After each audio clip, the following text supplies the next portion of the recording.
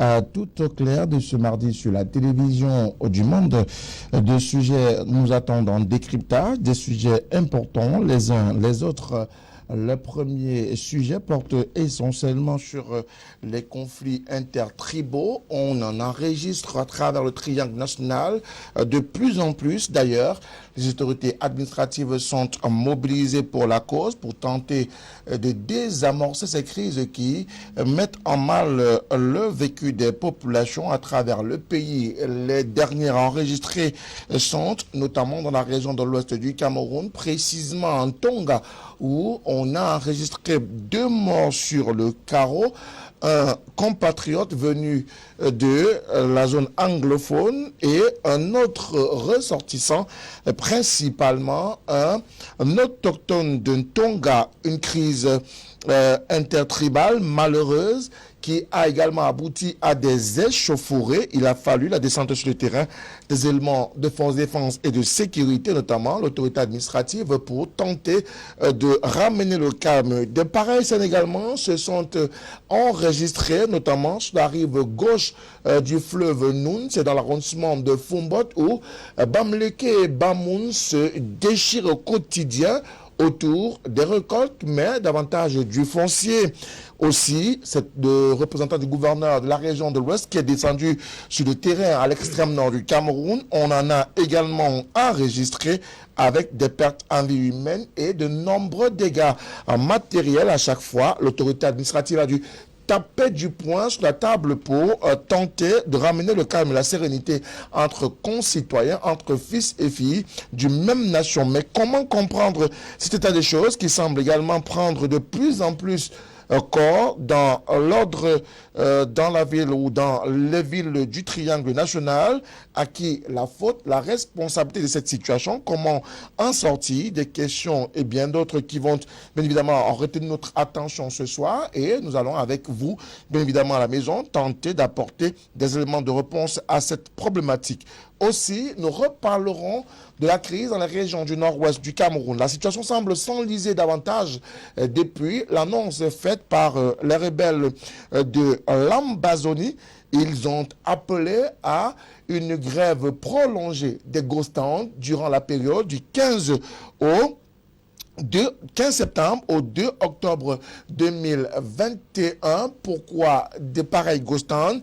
Ils interdisent d'ailleurs la reprise de l'école dans les 2 régions du nord-ouest et du sud-ouest du Cameroun. Pas d'activité commerciale. Bref, ils invitent les concitoyens de ces 2 régions à rester terrés chez elles sans autre forme de procès pour ces rebelles de l'intervention de l'Ambazonie. C'est la réponse à la neutralisation des chefs de guerre issus des rangs de ces bandits de grand chemin, comme on les appelle, qui sévissent dans les régions du nord-ouest et du sud-ouest du Cameroun. Rappelons que la justice camerounaise, à travers le tribunal militaire, a décidé de condamner à mort notamment 4 de ces rebelles issus de l'État virtuel de l'Ambazonie. Ces derniers s'étaient rendus responsables de cette tuerie qui a mis en mal, notamment, faut-il le rappeler, des enfants dans la localité de Kumba. Une triste scène qui avait mis en émoi et dans la consternation l'ensemble du pays. Mais est-ce que le retour de la peine de mort peut sonner comme une solution dans la résolution de la crise dans les régions nord-ouest et sud du Cameroun?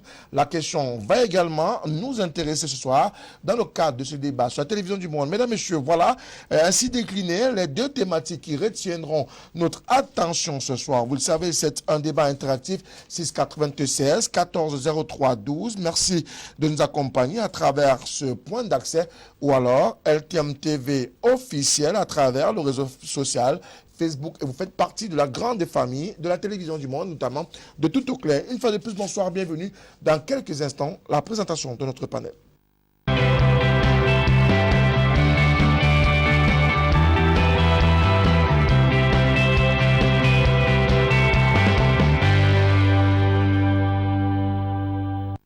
Des acteurs politiques triés sur le volet vont nous accompagner ce soir. Ils viennent de plusieurs formations politiques et avec eux, nous ferons le débat autour de ces deux problématiques majeures posées sur la table du débat.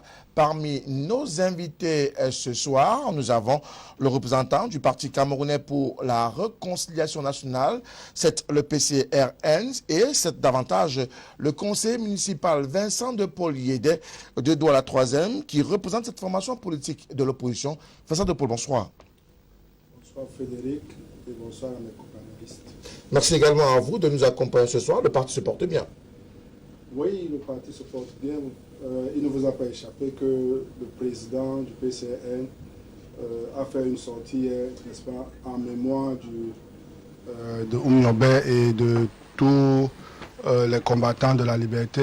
Il a rendu hommage à nos illustres prédécesseurs et il a prôné la réconciliation entre les Camerounais pour traverser cette période difficile que nous vivons ces derniers temps.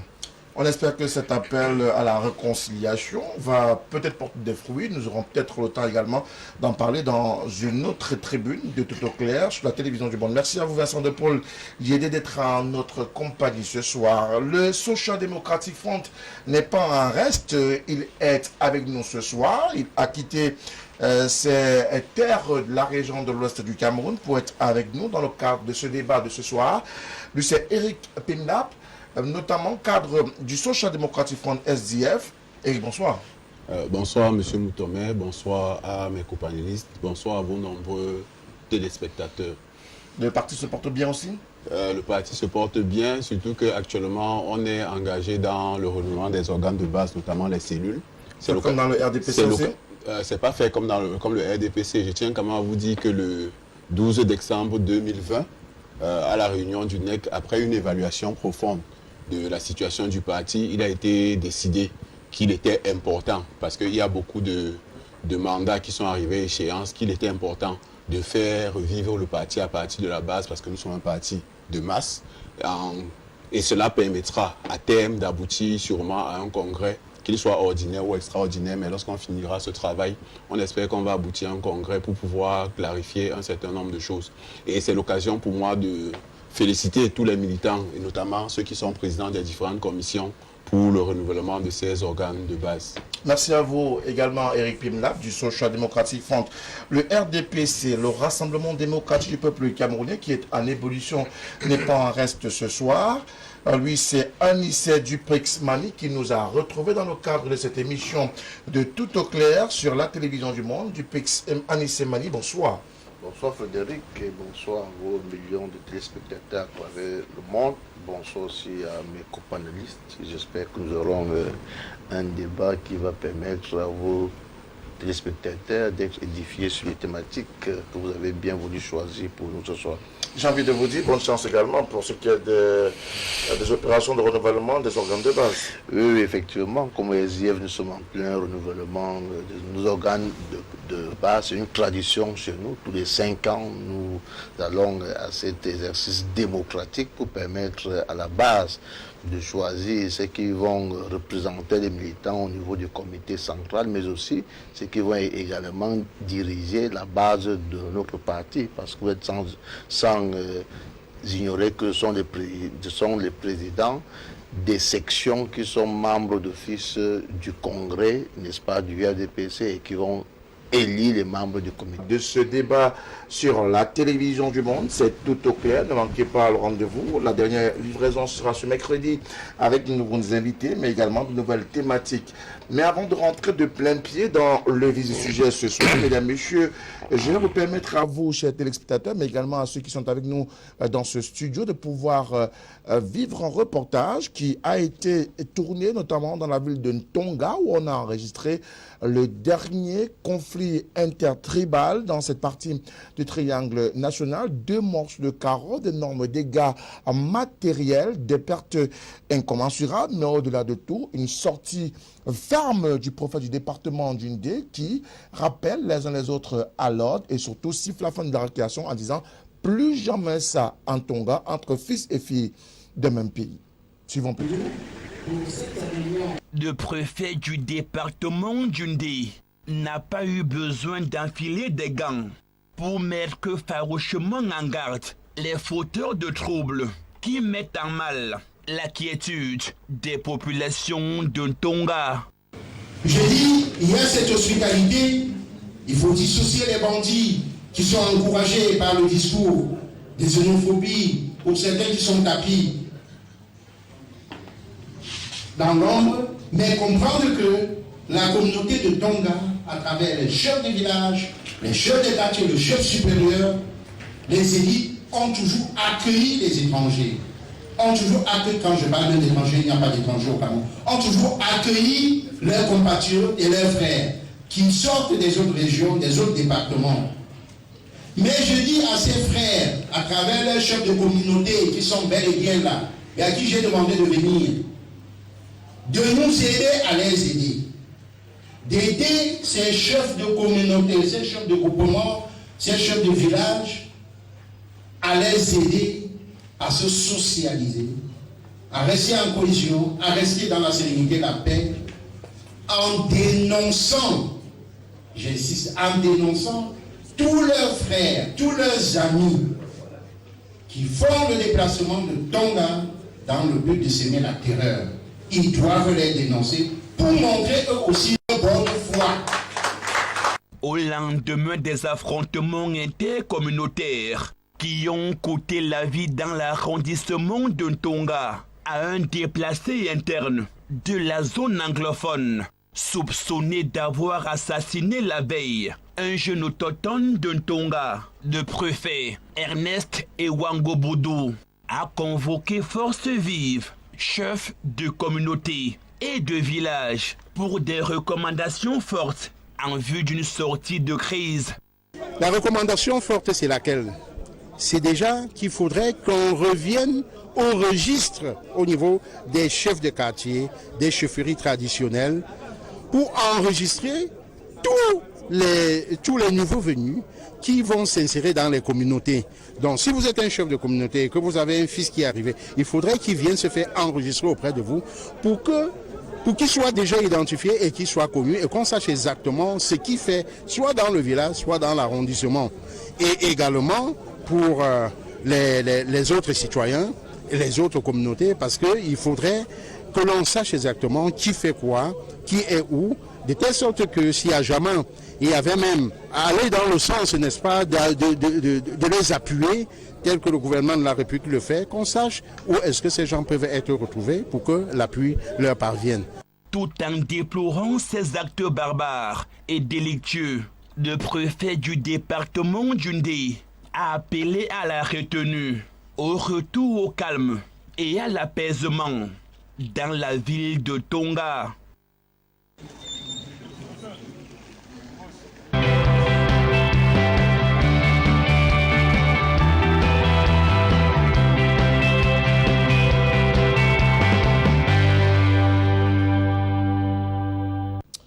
Voilà ce qui s'est passé en Tonga il y a quelques jours de cela, une situation particulièrement dramatique pour ces populations qui n'ont pas accepté le meurtre ou l'assassinat de l'un de leurs par un autre Camerounais issu d'une autre localité. La situation a dégénéré, elle a abouti à ce conflit intertribal et des scènes qui semblent devenir récurrentes à travers le pays.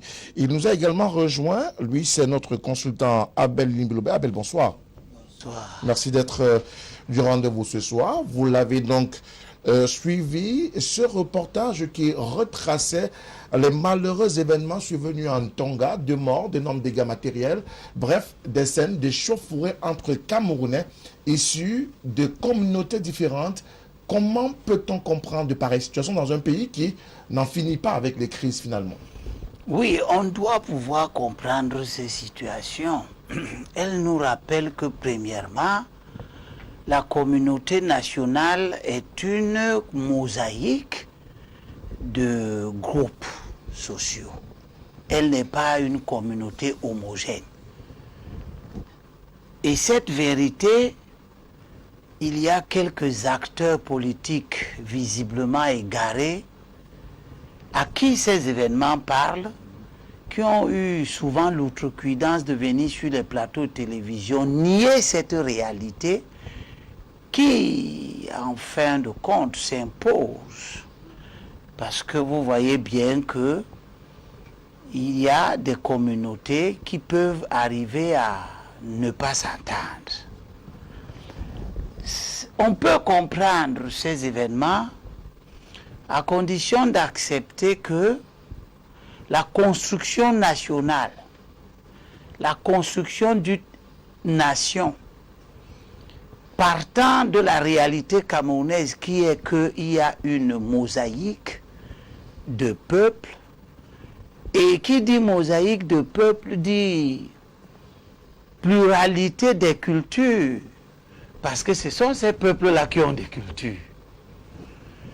Et qui dit pluralité des cultures dit risque d'affrontement ou de compétition entre ces cultures. On voit très bien dans le monde entier que les cultures ne sont pas des choses qui coexistent de manière systématique, pacifiquement.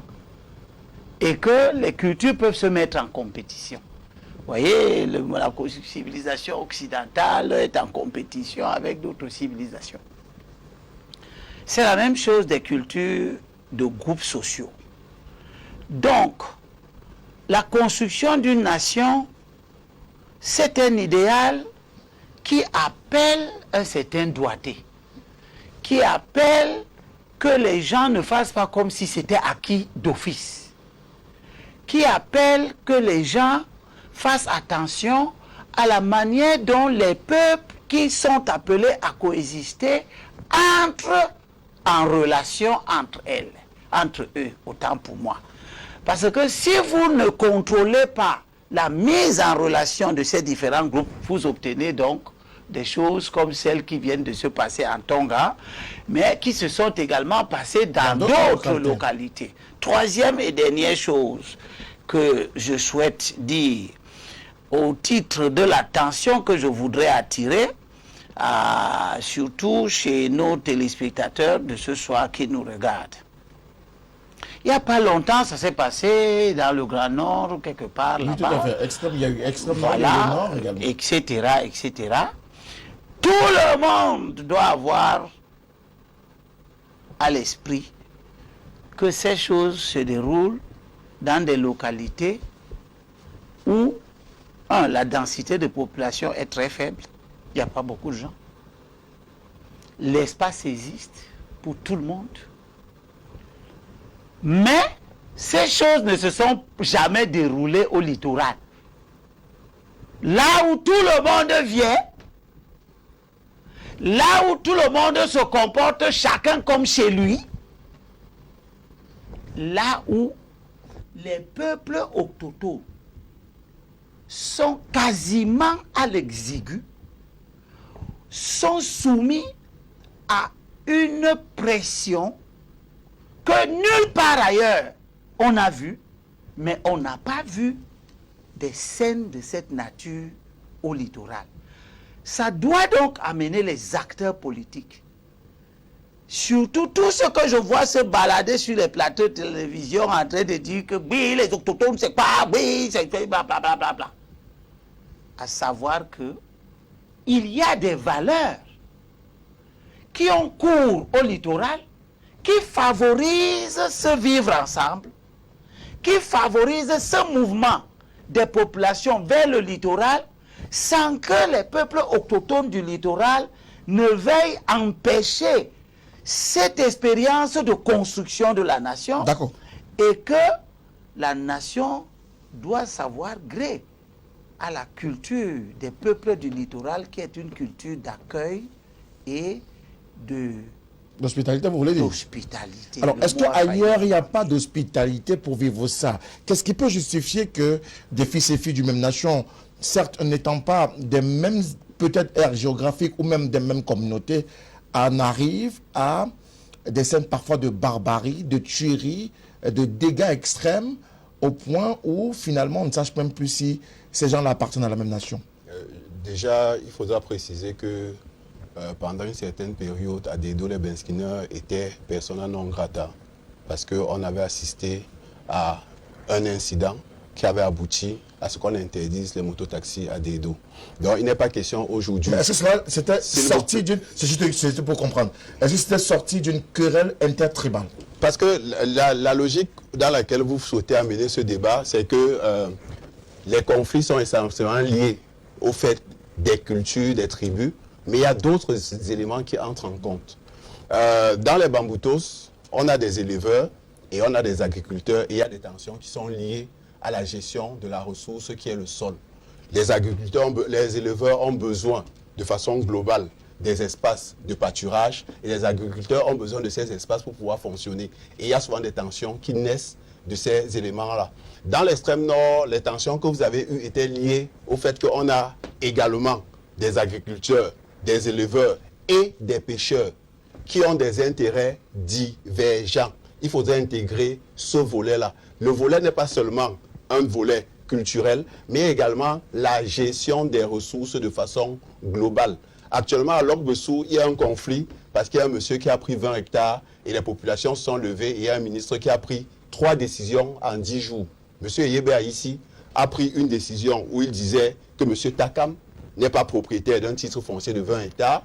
Il a pris une deuxième décision quelques jours après qui disait que c'est lui qui a les 20 hectares et il est venu encore prendre une troisième décision qui concrétisait les autres. On a un problème au Cameroun, il y a des questions liées au foncier de façon globale. Peu importe la zone où vous serez, il y aura des problèmes liés au foncier et à l'accès aux ressources. Le deuxième problème est lié à la tension globale. Et là, je vais parler de mes amis du RDPC. Je tiens à vous dire, pour vous prendre quelques cas, il y a des villages où il y avait le village X. On est venu créer le village X1, X2, dans la logique de diviser pour mieux régner. Vous allez voir les Ndogbon 1, Makepe 1, Makepe 2, Makepe. Et à l'ouest, c'est encore plus grave. Pour ce que je connais un peu, vous avez des villages, on va te dire que Tcherlequet 1. Et lorsqu'il y a des réunions, ceux qui ont le pouvoir traditionnel, donc ceux qui sont reconnus par la tradition, participent à la réunion. Mais on a créé des chefferies à côté. Et ça, c'est la volonté de diviser les Camerounais. Et on a abouti, justement, lorsqu'on a suffisamment divisé les Camerounais, à une situation où les gens ne se tolèrent pas. Il y a un certain nombre de frustrations qui existent. Pour ce qui est de la vie quotidienne, les gens n'ont pas accès à l'eau, les gens ne peuvent pas envoyer leurs enfants à l'école. Je prends un cas actuellement, il y a une affaire de, vous appelez APEE, où on demande aux parents, officiellement l'État demande 7 500, mais on demande 50 000 d'APE. Et vous avez un ministre qui vient encore créer un impôt de 2 000, elle ajoute dessus. Ce sont des situations qui frustrent les citoyens et qui réduit leur capacité de tolérance. Et de façon globale, nous sommes dans une situation de crise, parce que c'est vrai qu'on ne le dit pas assez, mais nous sommes sous ajustement structurel. Qui dit défaut de ressources? Parce qu'à ce moment, quand quelqu'un a de quoi manger, il peut envoyer ses enfants à l'école, il y a un recul qu'il a. Mais lorsque quelqu'un ne parvient pas à envoyer ses enfants à l'école, il ne parvient pas à manger, il ne peut pas se soigner, il est clair qu'il est moins tolérant. Ce sont les éléments qu'il faut prendre en compte. Parce que si on reste sur la logique juste de... Il y a des gens d'une certaine tribu qui ne sont pas d'accord avec les personnes de d'autres tribus, ce n'est pas ça le problème. Les deux tribus du Cameroun, c'est deux tribus. Ceux qui mangent et ceux qui ont faim. Et actuellement, ceux qui mangent, c'est ceux du RDPC et leurs amis. Et ceux qui ont faim, c'est l'ensemble des Camerounais. Les conflits dans la rue ne sont pas toujours liés à la question tribale. Allez dans nos écoles. Les violences que vous voyez dans les écoles sont liées à quoi? Allez, vous avez vu les violences contre les forces de police. C'est lié à quoi? C'est pas les policiers, lorsqu'on agresse un policier, on ne dit pas que non, moi je suis Sawa et le policier est nordiste. Non, on agresse le policier. Il y a une situation de violence globale à l'intérieur du Cameroun qui est liée aux frustrations, qui est liée à la pauvreté et qui est liée aux ressources limitées, notamment les ressources de la terre. Alors, Anissa Duprismani, il ne faut pas forcément, c'est le point de vue de Eric Pimnab du SDF, il ne faut pas forcément cataloguer les conflits qui se vivent au Cameroun. Il y a certes des conflits intertribaux, mais la tribu n'est pas l'apanage. Les problèmes sont liés à d'autres conjonctures, notamment la terre, notamment également la confiscation du pouvoir. C'est son point de vue. ou du moins celui du SDF peut-être? Bon, déjà, pour faire dans le simplisme comme lui, je lui dirais simplement que je ne sais pas si les mototaximens appartiennent à une tribu. En voulant singer ce qu'a dit M. Louis Robert, il a dit à un moment à des droits, on a interdit les mototaxis. Je ne sais pas si ceux qui ont interdit étaient une tribu et ceux qui ont les motos sont dans une tribu. Et en plus, si les violences communautaires étaient liées à l'absence de l'eau, de la nourriture, de tout ce qu'il a cité là, mais on aurait des violences tribales dans tout le pays. Donc ça n'a rien à voir avec cela. Et moi, je veux entrer dans le fond des choses. Vous savez, quand on vient dans une mission comme celle-ci, c'est une mission qui est trop regardée, on se doit d'être sérieux. Ce qu'il faut éviter d'abord, c'est la globalisation des formes de violence. Il y a plusieurs formes de violence et chaque forme de violence a une raison claire et nette. Il ne faut pas que l'on fasse croire que la violence policière a quelque chose à voir avec ce qu'on a vu à Tonga. Et je ne sais pas si celui qui a tué à Tonga, s'il appartient au RDPC et à ceux qui sont riches, et celui qui est mort appartient à ceux qui sont pauvres. Il faut arrêter un peu avec cet amalgame-là en permanence. Ce n'est pas deux sociétés qui sont... C'est pas un Camerounais pauvre et un Camerounais riche qui se sont entretués à Tonga. Ça n'a rien à voir. Évitons un peu ces amalgames-là et soyons sérieux quand on parle aux Camerounais. Pour moi, il y a 5 facteurs qui encouragent ce qui se passe actuellement dans notre pays. Là, je suis d'accord avec lui. C'est l'accès à la terre. C'est un vieux problème. Ça ne date pas d'hier. Et ça ne concerne pas que notre pays. Comme hier, par exemple, dans le Noun, on a eu une altercation entre le chef Bafoussam et la population de l'autre rive du Noun. C'est un vieux problème qui ne date pas d'hier. Il y a l'accès aux ressources. Il a parlé là de l'eau, par exemple. Ce qui s'est passé à l'extrême nord, c'est lié à ça, c'est une ressource. L'eau est une ressource pour l'agriculteur, pour l'éleveur. Lorsqu'à un moment donné, les éleveurs sont privés de l'eau à cause de ceux qui font l'agriculture, on peut y arriver à ce type de conflit. Mais pour ce qui concerne beaucoup plus ce qu'on voit actuellement dans notre pays actuellement, c'est 3 choses et il faut le dire. Parce que vous n'êtes pas à mesure de dire que vous êtes malade et que vous ne voulez pas apporter la solution à cette maladie, alors vous perdez votre temps à dire que vous êtes malade. Il y a 3 choses. Première chose, c'est d'abord le réflexe qui vient de notre éducation. On est l'un des rares pays au monde où quand vous avez un problème avec quelqu'un, ça cesse d'être l'affaire d'un individu, ça devient une histoire de communauté. Je vous prends un cas simple. Elibi Lobé m'insulte. Au lieu que je gère Elibi Lobé, ça devient que les Sawassons. Et on le voit chaque jour. Parce que Paul Biya a mis un ministre Betty en prison. Les Betty sont des voleurs. Parce que j'ai été licencié par un douala dans une entreprise. On dit les douala ne font que entre. C'est ça la mentalité. Parce que j'ai un problème soit de terrain avec XY, que les Bassa n'aiment pas les Bamileke. Tu as eu un problème avec un individu sur un terrain. Qu'est-ce que les Bassa ont à y fourrer avec ce terrain-là? Tu as été licencié par un individu. Qu'est-ce que sa communauté a à y voir dans ton licenciement? C'est cette mentalité qu'on a vue justement à Tonga. On tue un individu, au lieu que ça, non lieu qu'on pourchasse un individu, on pourchasse toute la communauté. Et on vient encore de le vivre à Douala, au quartier Ngonsoa. C'est ça justement. Samedi dernier. C'est la mentalité. C'est un réflexe qui est dû à l'éducation. A été froidement abattu lors d'une rixe, d'une bagarre. Et c'est sa communauté qui est venue en réponse dans ce qu'on appelle... Ce sont des réflexes qu'on a développés dans notre société.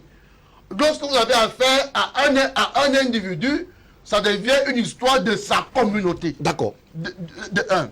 Deuxième chose, il y a eu un matraquage médiatique et politique depuis 2 à 3 ans dans notre pays qui nous amène justement là où nous sommes aujourd'hui.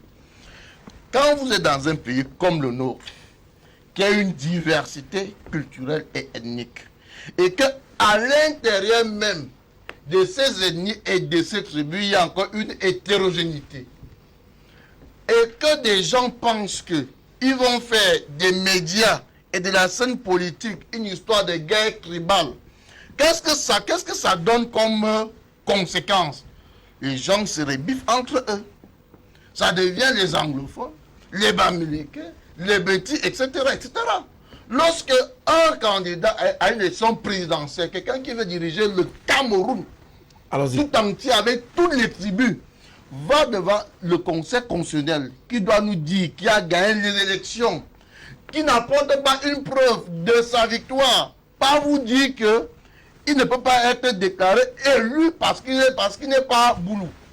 Il doit faire un concours pour être boulou. Et que les gens applaudissent ce genre de discours.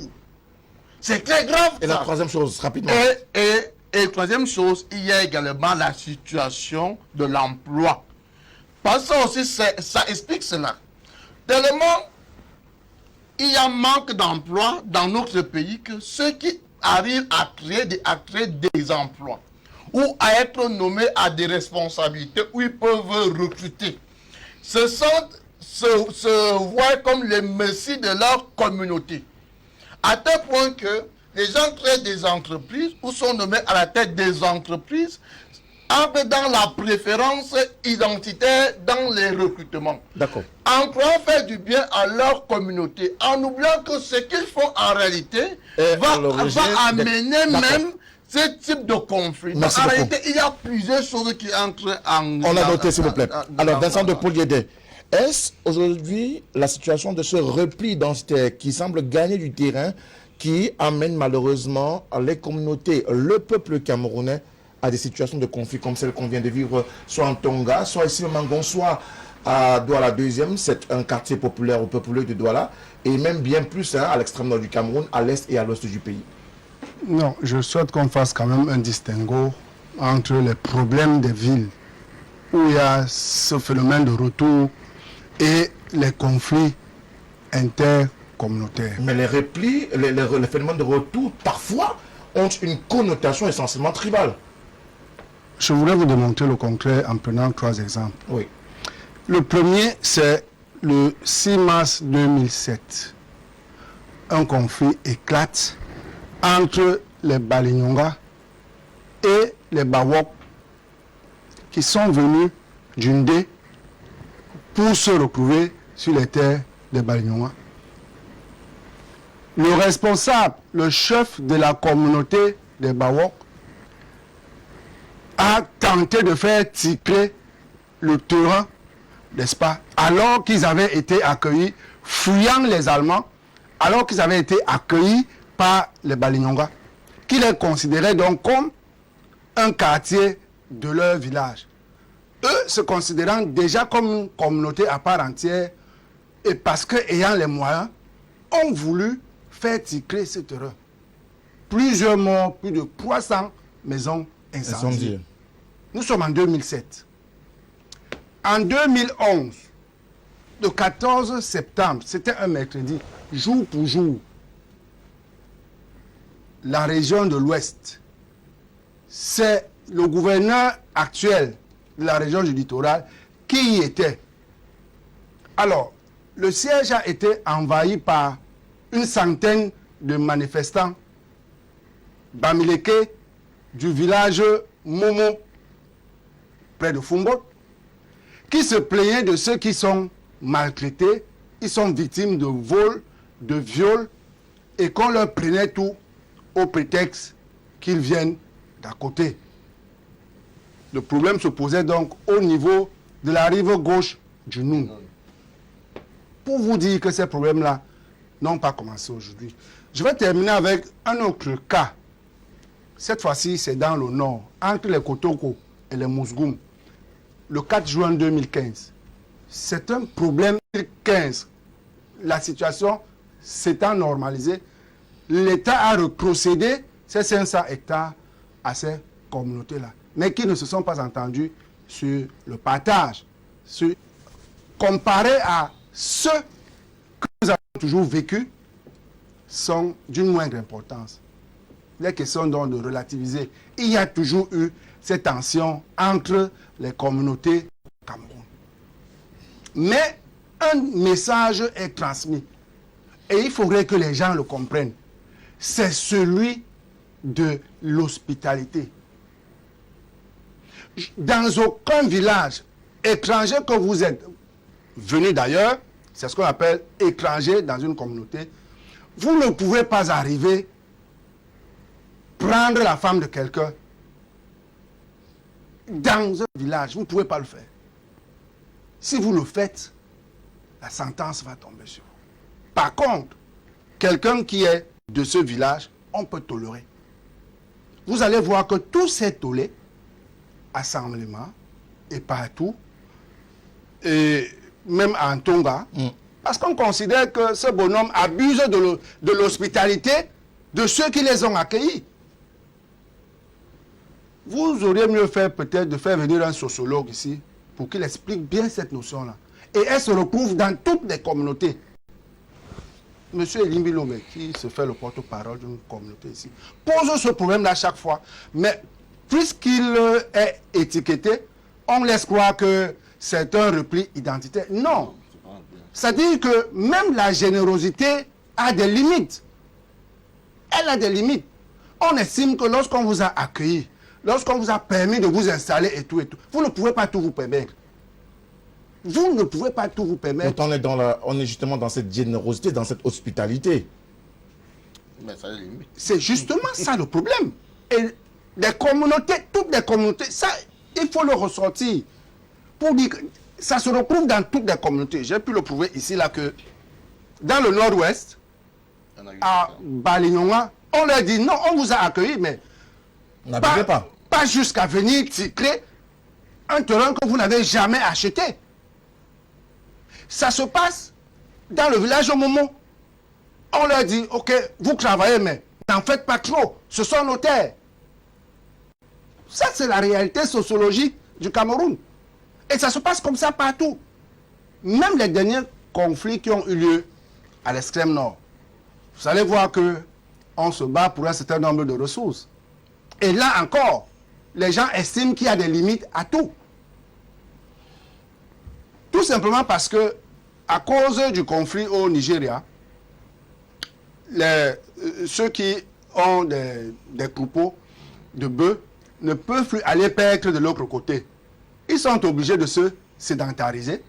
Et puisqu'ils le font, leurs bêtes, n'est-ce pas, commencent à divaguer. Il y a des vols de bétail. Et à côté de cela, il y a, n'est-ce pas, des destructions des champs et tout le reste. Et là, l'hospitalité s'arrête. On n'accepte plus cela. Parce que cette bête vient de quelqu'un d'autre. Donc, pour revenir, c'est-à-dire, je voulais simplement qu'on repositionne bien le décor pour comprendre la complexité de notre pays. Et c'est là où je vais rejoindre, n'est-ce pas, votre consultant pour dire que nous sommes une mosaïque. Et parce que nous sommes une mosaïque, on doit en tenir compte. D'accord. Alors, peut-être donc que, oui. Et je chuterai par là, le PCN, justement, propose le fédéralisme communautaire pour que les gens, justement, qui ont les mêmes coutumes, qui ont les mêmes habitudes, qui savent comment ça se passe, s'autogèrent. D'accord. Alors, Abel Libelobert, on parle de valeurs pour le Cameroun. C'est une mosaïque, d'accord. Mais on remet en cause l'hospitalité et la générosité. Pourquoi ne pas davantage parler donc de tolérance pour permettre à ce que les fils et filles d'une même nation, qui peut-être peuvent avoir des divergences sur les faisabilités quotidiennes, puissent accepter au-delà de tout? Vous savez, l'un des plus grands mots que nous avons en politique ici au Cameroun, c'est les démagogues. Comment ça, les démagogues? C'est les gens qui ont une idée à vendre et qui croient que pour mieux la vendre, il faut nier les vérités. Il faut nier les faits. Malheureusement, comme ils sont dans les nuages, les faits les rattrapent.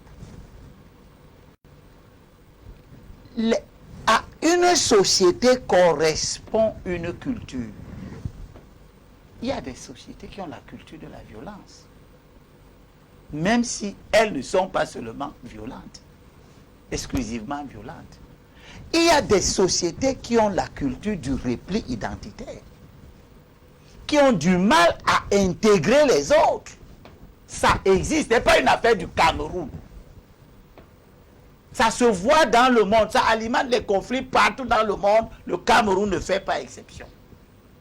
Ce n'est pas parce que le Cameroun ne fait pas exception que quand on étudie le cas du Cameroun, on doit croire qu'on est plus apte à objectiviser les choses en disant non, c'est lié à la terre. La terre est un élément sur lequel la culture va jouer.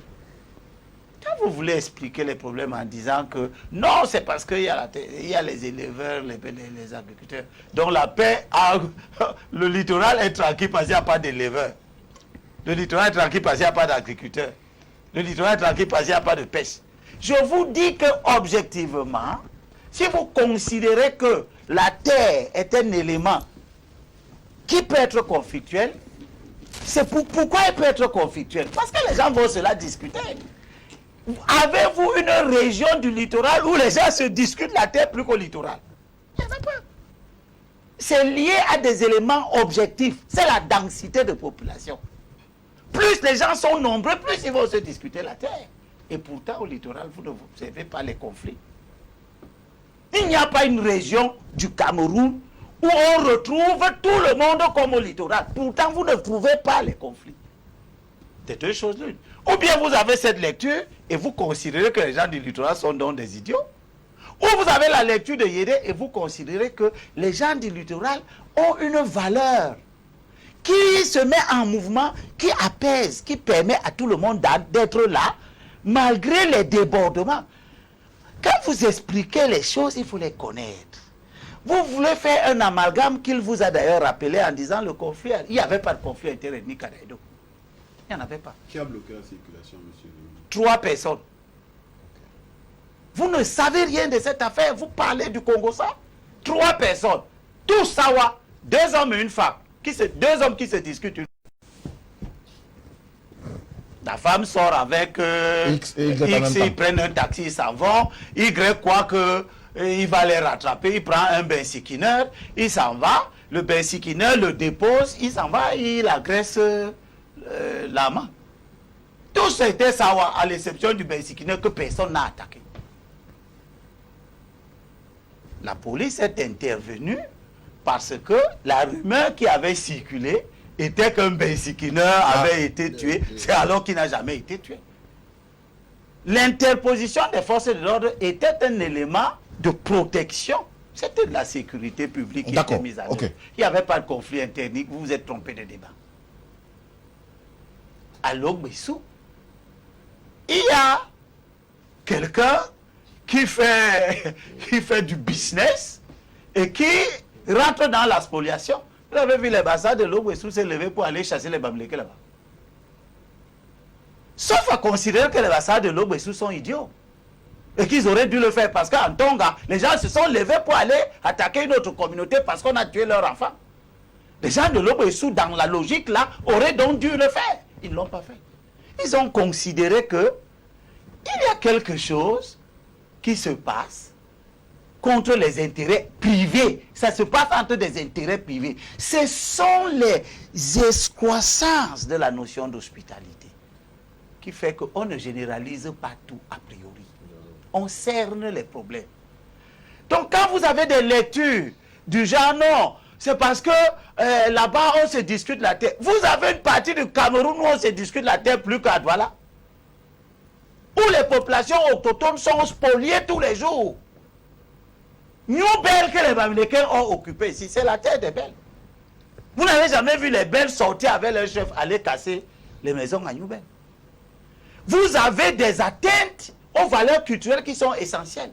Vous avez les chefs traditionnels de vos communautés partout ici à Douala. Vous avez vu les chefs traditionnels, ça va se lever, aller empêcher que vos chefs traditionnels ne soient établis ici et ne gèrent vos communautés. Vous pouvez exhaler un chef Douala à quelque part à Bafoussam. Vous ne pouvez pas le faire. Est-ce que vous ne sortez pas du débat même? Je ne sors pas du débat. Je suis en train de... Ça, ce sont les sources même des conflits interethniques. Pourquoi à Bonasama, au lieu que les Bonasama s'attaquent aux nordistes. Ils ont fait une marche en s'adressant aux autorités pour dire aux autorités n'installez pas un chef traditionnel à Oussa, ici. Mais l'autorité n'avait pas raison d'installer ce chef traditionnel-là. Mais ailleurs, ça aurait été une attaque contre la communauté à Oussa. Ce qu'on n'a pas fait. Donc, ça veut dire qu'il y a des lectures différentes qui sont liées aux éléments sociologiques et anthropologiques. C'est pour ça que Yeda a raison en disant qu'on aurait pu avoir un sociologue pour comprendre que les valeurs culturelles existent. Elles ne sont pas les mêmes partout. D'accord. Quand Yeda vous dit, je termine par là, Très rapidement, Bert. que dans la mise en commun des populations, il faut intégrer ce que Maître Tchungang a dit. Malheureusement, je n'ai pas pu vous envoyer l'élément ici pour le préparer. Mais il finit par là. Et c'est ce que j'ai dit au grand dialogue. Il est important que dans les relations entre les différents groupes, les choses soient faites de telle sorte que aucun groupe n'ait le sentiment d'être réduit à la portion congrue sur ce qu'il croit être sa part d'espace naturel que Dieu lui a donné. Alors, est-ce qu'il s'il vous plaît, laissez-moi finir doucement. très rapidement. C'est précisément au littoral. Vous connaissez une autre communauté. Je crois que vous voulez chuter. Oui, je suis en train de chuter. Vous connaissez une autre communauté où 80% des élus locaux sont venus d'autres régions. Alors, est-ce que, ce n'est qu'au littoral est-ce que malheureusement, cette situation où certaines communautés pensent être supérieures aux autres ne favorise pas malheureusement ces conflits, ne favorise pas ces incompréhensions, ces tensions quotidiennes des populations à travers le pays? Vous savez, c'était bien de dire que l'unité nationale ou bien le destin national, c'est une construction. Et dans cette construction, on est dans un état où il y a des lois. C'est l'application des lois qui règle les relations entre les individus en communauté. À l'université de Douala, où j'ai eu la chance de fréquenter, on dit que l'université est un milieu clos et apolitique. Aller à l'université de Douala, c'est association de tel village, tel village, tel village, tel village. Parce que c'est un mal d'avoir des associations de chaque village, chaque communauté. C'est juste une question pour comprendre. Ce que je vais vous dire, c'est que dans ces associations, ce sont des strapontins pour pouvoir jouir d'un certain nombre de privilèges. Parce que les ressources étant limitées, c'est généralement dans ces associations qu'on recrute, c'est dans ces associations qu'on fait tout ce qu'on veut. Donc ce que je disais, c'est que, on a des lois qu'il faut appliquer. Est-ce que, à Tonga, le problème c'est qu'il y a un individu qui a posé un acte délictueux. Et parce qu'il a posé un acte délictueux, l'État, donc la loi, a fait ce que les autorités ont fait ce qu'elles pouvaient faire, mais de façon globale, il y a des violations de la loi de façon récurrente. Lorsqu'on dit que dans certaines régions, il y a des personnes qui bénéficient de je ne sais pas trop quoi, qui sont malmenées, est-ce que c'est en violation de la loi? C'est la question qu'il faut se poser.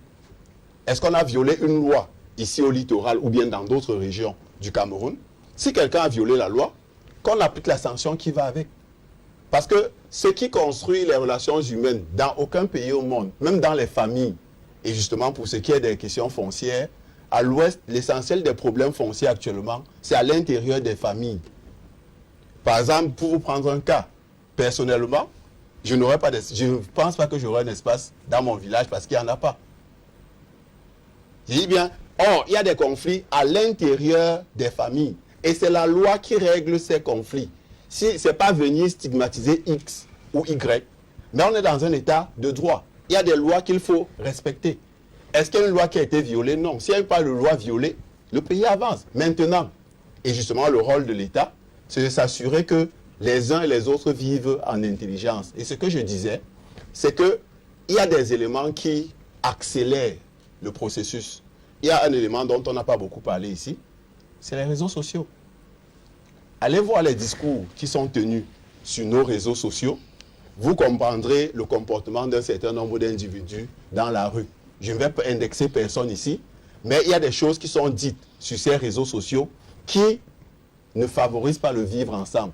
Et je crois que Mission Moussongué a lancé un truc sur les discours de haine et tout ce qui va avec. Justement, lorsque on passe le temps à faire du discours de haine, ça amène des citoyens à avoir un comportement de haine, d'être moins tolérants. Ce sont des éléments qui existent. Donc, ce que je dis, c'est qu'on a un problème de loi, mais on a également un problème de gestion de l'État de façon globale. Il parlait tout à l'heure des emplois. Les emplois sont liés à la gestion de l'État. Il parlait tout à l'heure du fait que, je parlais par exemple, du fait qu'il y aura des gens qui auront des postes, d'autres n'en auront pas. Les ressources étant limitées, il y a une guerre, il y a des tensions, il y a des frustrations qui existent. Et à la moindre étincelle, nous sommes sur une poudrière. Pour cela, une meilleure gestion de nos ressources. Pour prendre un cas, c'est vrai, on va dire que ce n'est pas la logique du conflit, parce qu'on veut automatiquement mettre en conflit les tribus contre les autres. On a eu le Covid-Gate, où il y a des personnes qui auraient distrait un certain nombre de milliards. La Chambre des comptes a produit un certain nombre a produit un rapport où des personnes sont indexées. Jusqu'aujourd'hui, personne n'a été interpellé, tous sont présumés innocents. J'ai pas le rapport avec les querelles interprivées. S'il vous plaît. Par contre, il y a un monsieur qui, et je crois qu'on a fait un débat ici, où on condamnait ces actes, un monsieur qui travaille dans une plantation et qui s'est mis à insulter toutes ces personnes. Ce gars est en prison depuis, je ne sais pas, c'est la justice des riches et la justice des pauvres. Je parlais tout à l'heure de l'application de la loi. Oui, mais dans un pays, que le discours tenu par ce jeune homme, soit un discours suffisamment insultant, a un rapport étroit avec la question des conflits ce que je vous dis, vous voulez limiter les conflits au Cameroun à un truc entre tribus. Mais c'est ce qui est réel. Et on l'a rappelé à juste titre depuis le début pratiquement des années. On ne vit que ça, les conflits d'une communauté à une autre communauté. Les conflits intercommunautaires sont... S'il fallait, c'est vrai qu'il n'y a pas d'études précises là-dessus. Peut-être vous pourrez le faire. Les conflits entre communauté X et communauté Y sont moins importants en nombre que les conflits entre Camerounais, même de la même communauté. Mais c'est trivial. Ce que je veux expliquer ici, c'est que si on se ferme dans la logique de il y a une tribu X contre une tribu Y, sans comprendre qu'on se bat pour les ressources, notamment la terre, l'eau, les emplois et tout ce que vous voulez, on va passer le temps à discuter sur de tout et de rien. Parce que pour pouvoir apporter des solutions, c'est bien de dire que pour apporter le bon remède, il faut faire le bon diagnostic. Le bon diagnostic, pour ce qui est de façon globale des conflits entre les citoyens camerounais, c'est essentiellement d'abord un problème d'accès aux ressources. Ressources de la terre, ressources de l'eau, ressources des emplois et même les ressources financières. Lorsque les uns et les autres se battent également, c'est pour ces ressources-là. Lorsque je ne peux pas envoyer mon enfant à l'école, je suis moins tolérant que quelqu'un qui peut envoyer son enfant à l'école, il peut se soigner, il peut aller boire du bon vin. Alors, Anissa Dupuis-Mani, la question de ce discours haineux ou ce discours haineux semble également faire tache d'huile au cœur de ces querelles intertribales, si on peut les appeler, ou intercommunautaires, quelle que soit l'expression qui vous sied le mieux. D'ailleurs, le préfet du département du Ndé a décrié cela avec la dernière énergie. On a entendu le même son de cloche à Momo. Quelqu'un en parlait sur ce plateau, sur la rive gauche du fleuve Noun. On en a également entendu parler du côté de l'extrême nord du Cameroun, ces discours haineux. Est-ce qu'on doit pouvoir construire un argumentaire autour de ces discours haineux qui peut-être peuvent davantage fragiliser ce qu'on appelle le vivre ensemble? Je pense que M. Ina a répondu à la question. Lorsqu'il y a eu les premiers conflits de cette nature dans notre pays, il n'y avait pas encore les réseaux sociaux. Je pense qu'on doit faire attention parce que j'ai l'impression qu'aujourd'hui, on veut faire croire aux gens qu'il n'y a pas de problème. C'est parce que vous disant parle qu'il y a un problème. C'est la même chose qu'il y a. Mais les gens parlent aussi. Parce que lorsque il veut tout nous amener dans l'amalgame, on ne veut pas dire qu'il y a des problèmes entre les tribus. il y a des problèmes qui existent entre les tribus. On ne dit pas que ce sont les seuls problèmes, c'est le thème de l'émission qui nous amène à débattre de cela.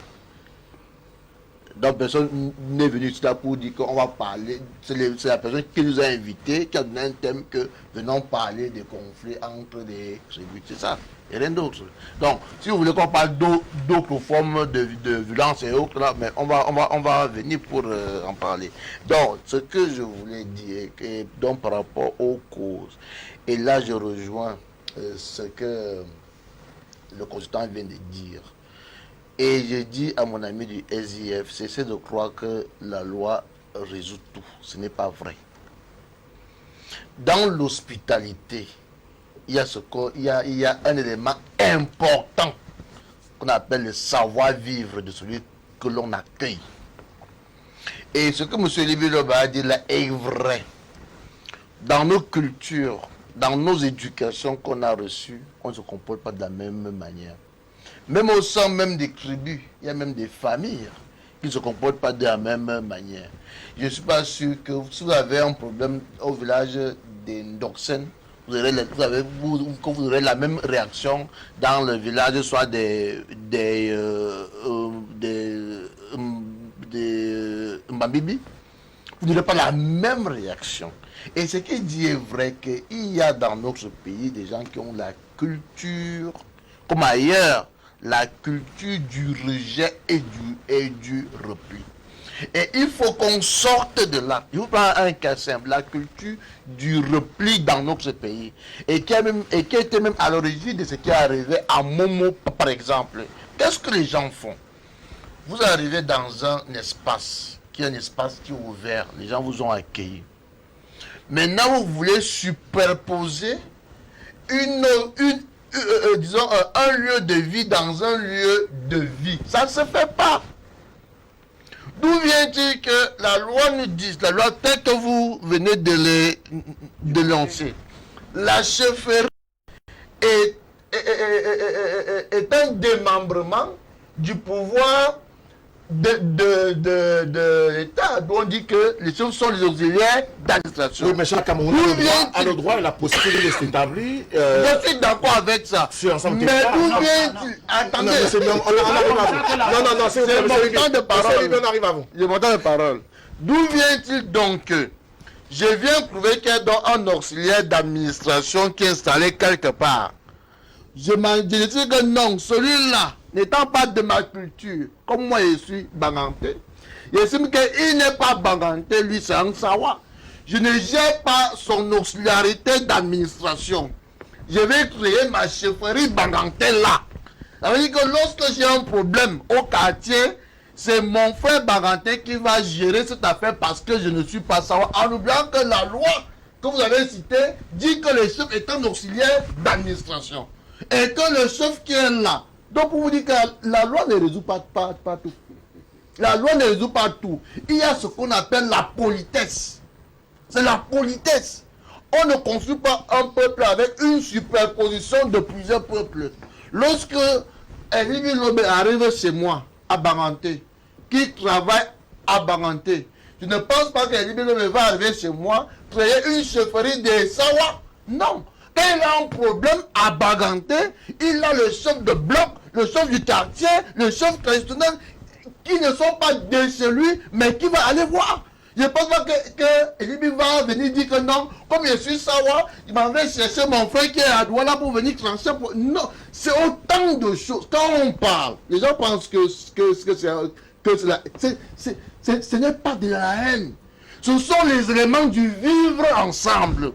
On ne veut pas construire le vivre ensemble avec un certain nombre de comportements qui vont vexer les autres. Quand vous regardez un peu ce qui s'est passé dans le nord-ouest et le sud-ouest, puisque c'est une communauté linguistique, qu'est-ce qu'ils ont dit là-bas? On veut les anciens originaires, on veut les procureurs originaires, on veut les policiers originaires, on veut que c'était qui appartiennent à l'État, qui sont ici, nous appartiennent, ceux qui sont venus, qui partent chez eux. Quand vous suivez ces discours-là, permettez qu'elles finissent. c'est un conflit intercommunautaire aussi. Je suis désolé.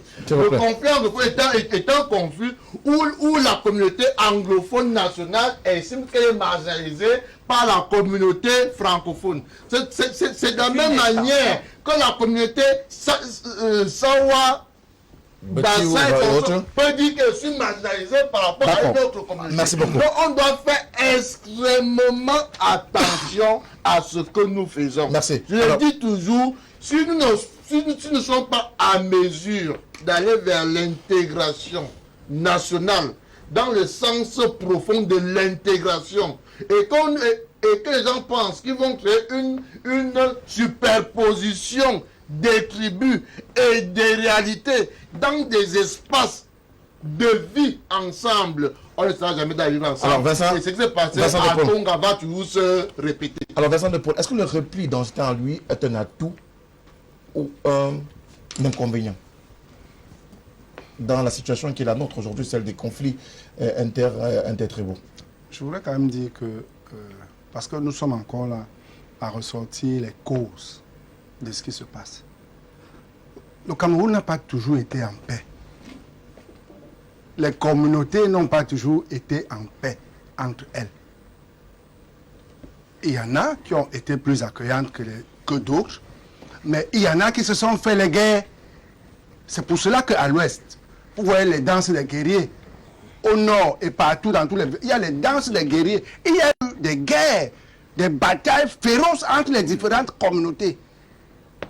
Pour stabiliser, il y a eu des compromis. Et c'est sur la base de ces compromis qu'il y a eu la paix.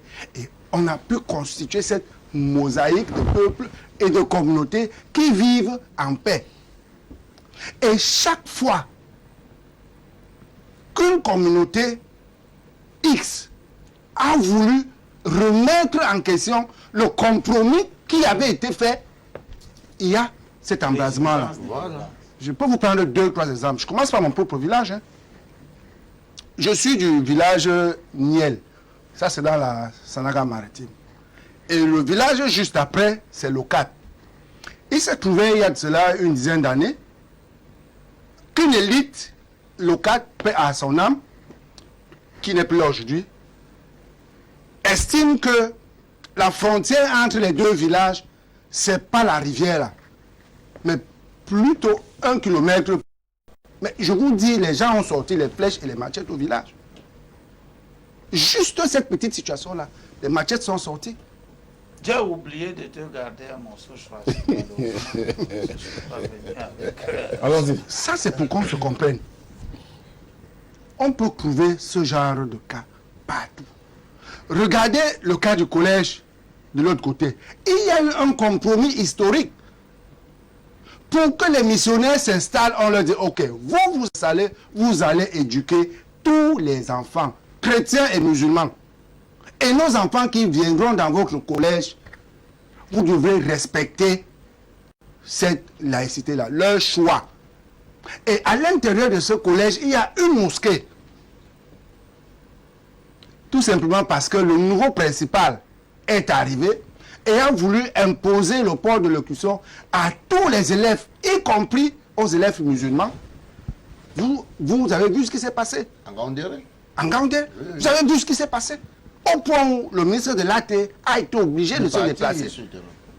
Et le compromis ce soir, c'est que les élèves de ce collège, qui sont des musulmans, ne sont pas obligés de porter l'écusson qui à la croix.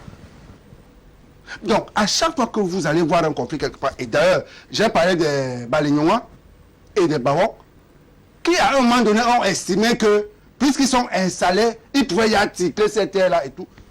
Ils sont remis en cause de compromis qui avait été fait, qui les avait accueillis, qui leur avait permis de s'installer là. Et ça a donné ce que ça a donné. Donc, il faudrait que l'on se comprenne très bien. Les conflits actuels, en réalité, c'est parce que il y a des communautés, n'est-ce pas? Il y a des individus, parce que si on parle des communautés, c'est comme si c'est structuré, non. Voilà, il y a juste des individus qui, à un moment donné, s'égarent et posent des actes de manière à remettre en cause ce contrat social qui a été signé entre communauté et qui leur a permis de vivre. Et qui n'est pas une loi. Tout à fait, qui n'est pas une loi, mais qui permet de vivre en paix. Qui permet de vivre en paix. C'est pour cela qu'il est donc bon de rappeler aux uns et aux autres de respecter les populations qui les ont accueillis, de respecter les coutumes des populations qui leur ont accueillis, qui les ont accueillis autant pour moi. Ça, il faut le faire. On a le droit de s'installer partout, c'est vrai, dans notre pays. Mais vous ne pouvez pas, à l'entrée de la maison d'un musulman, ouvrir un bar. Parce que vous avez le droit de vous installer, vous avez le droit de mener vos activités comme vous voulez. Non, vous allez créer un conflit.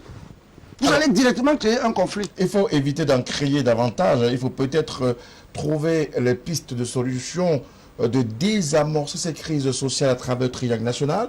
Permettez à Belle que nous puissions commencer par le chemin inverse, par Eri Pimla du SDF qui tout à l'heure avait noté, après la sortie du Prismani du RDPC, sur la question peut-être de la crise à extension dans le nord-ouest et le sud-ouest, mais davantage comment faire pour pouvoir concilier tous ces acteurs sociaux, toutes ces communautés pour se vivre ensemble. C'est le vœu.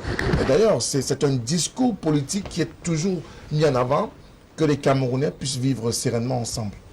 Déjà, vous me permettrez, comme je disais, par rapport à l'intervention de M. Mani, au nord-ouest et au sud-ouest, il demandait des enseignants anglophones qui parlent anglais, pas nécessairement des originaires du nord-ouest ou du sud-ouest. Ah bon? Parce qu'il était inadmissible que quelqu'un est à Bamenda et il est jugé en français alors qu'il ne comprend pas le français. Ne me demande pas à la faute à qui. La loi au Cameroun prévoit que même si tu ne parles ni le français ni l'anglais, si tu parles le foufoulde, si on doit te juger, on cherche quelqu'un qui peut traduire en foufoulde, de telle sorte que, à la fin, que le jugement, que tu comprennes pourquoi, que tu aies eu le temps de te défendre et que tu comprennes pourquoi on est en train de te condamner. Donc, pour ce qui est de cette crise, ces personnes demandaient que leurs enseignants soient anglophones. Allez-y, allez-y. Donc, ça, ce n'était pas un problème de... Ils ont dit clairement... Donc, les enseignants qu'on envoyait là-bas ne parlaient pas anglais. Et anglophone. Beaucoup ne Quand ressortissants du nord-ouest et du sud-ouest. C'est encore écrit, hein. L'idée, c'est encore écrit. Leur manifeste est clair. Ceux qui portent les armes... Vous avez eu le temps de vous expliquer. Ils ont été clairs. Et anglophones. Qu'un originaire du nord-ouest et du sud-ouest. Merci beaucoup, M. Mani. Merci. Mais ce n'est pas le sujet. Ça, c'est une chose. L'autre chose également, pour ce qui est de vos pistes, justement, étant donné, c'est vrai, on parle de la question de... Il y a eu des consensus qui ont été faits entre les différents... Des consensus qui ont permis à ce que les communautés puissent vivre ensemble. Les uns et les autres.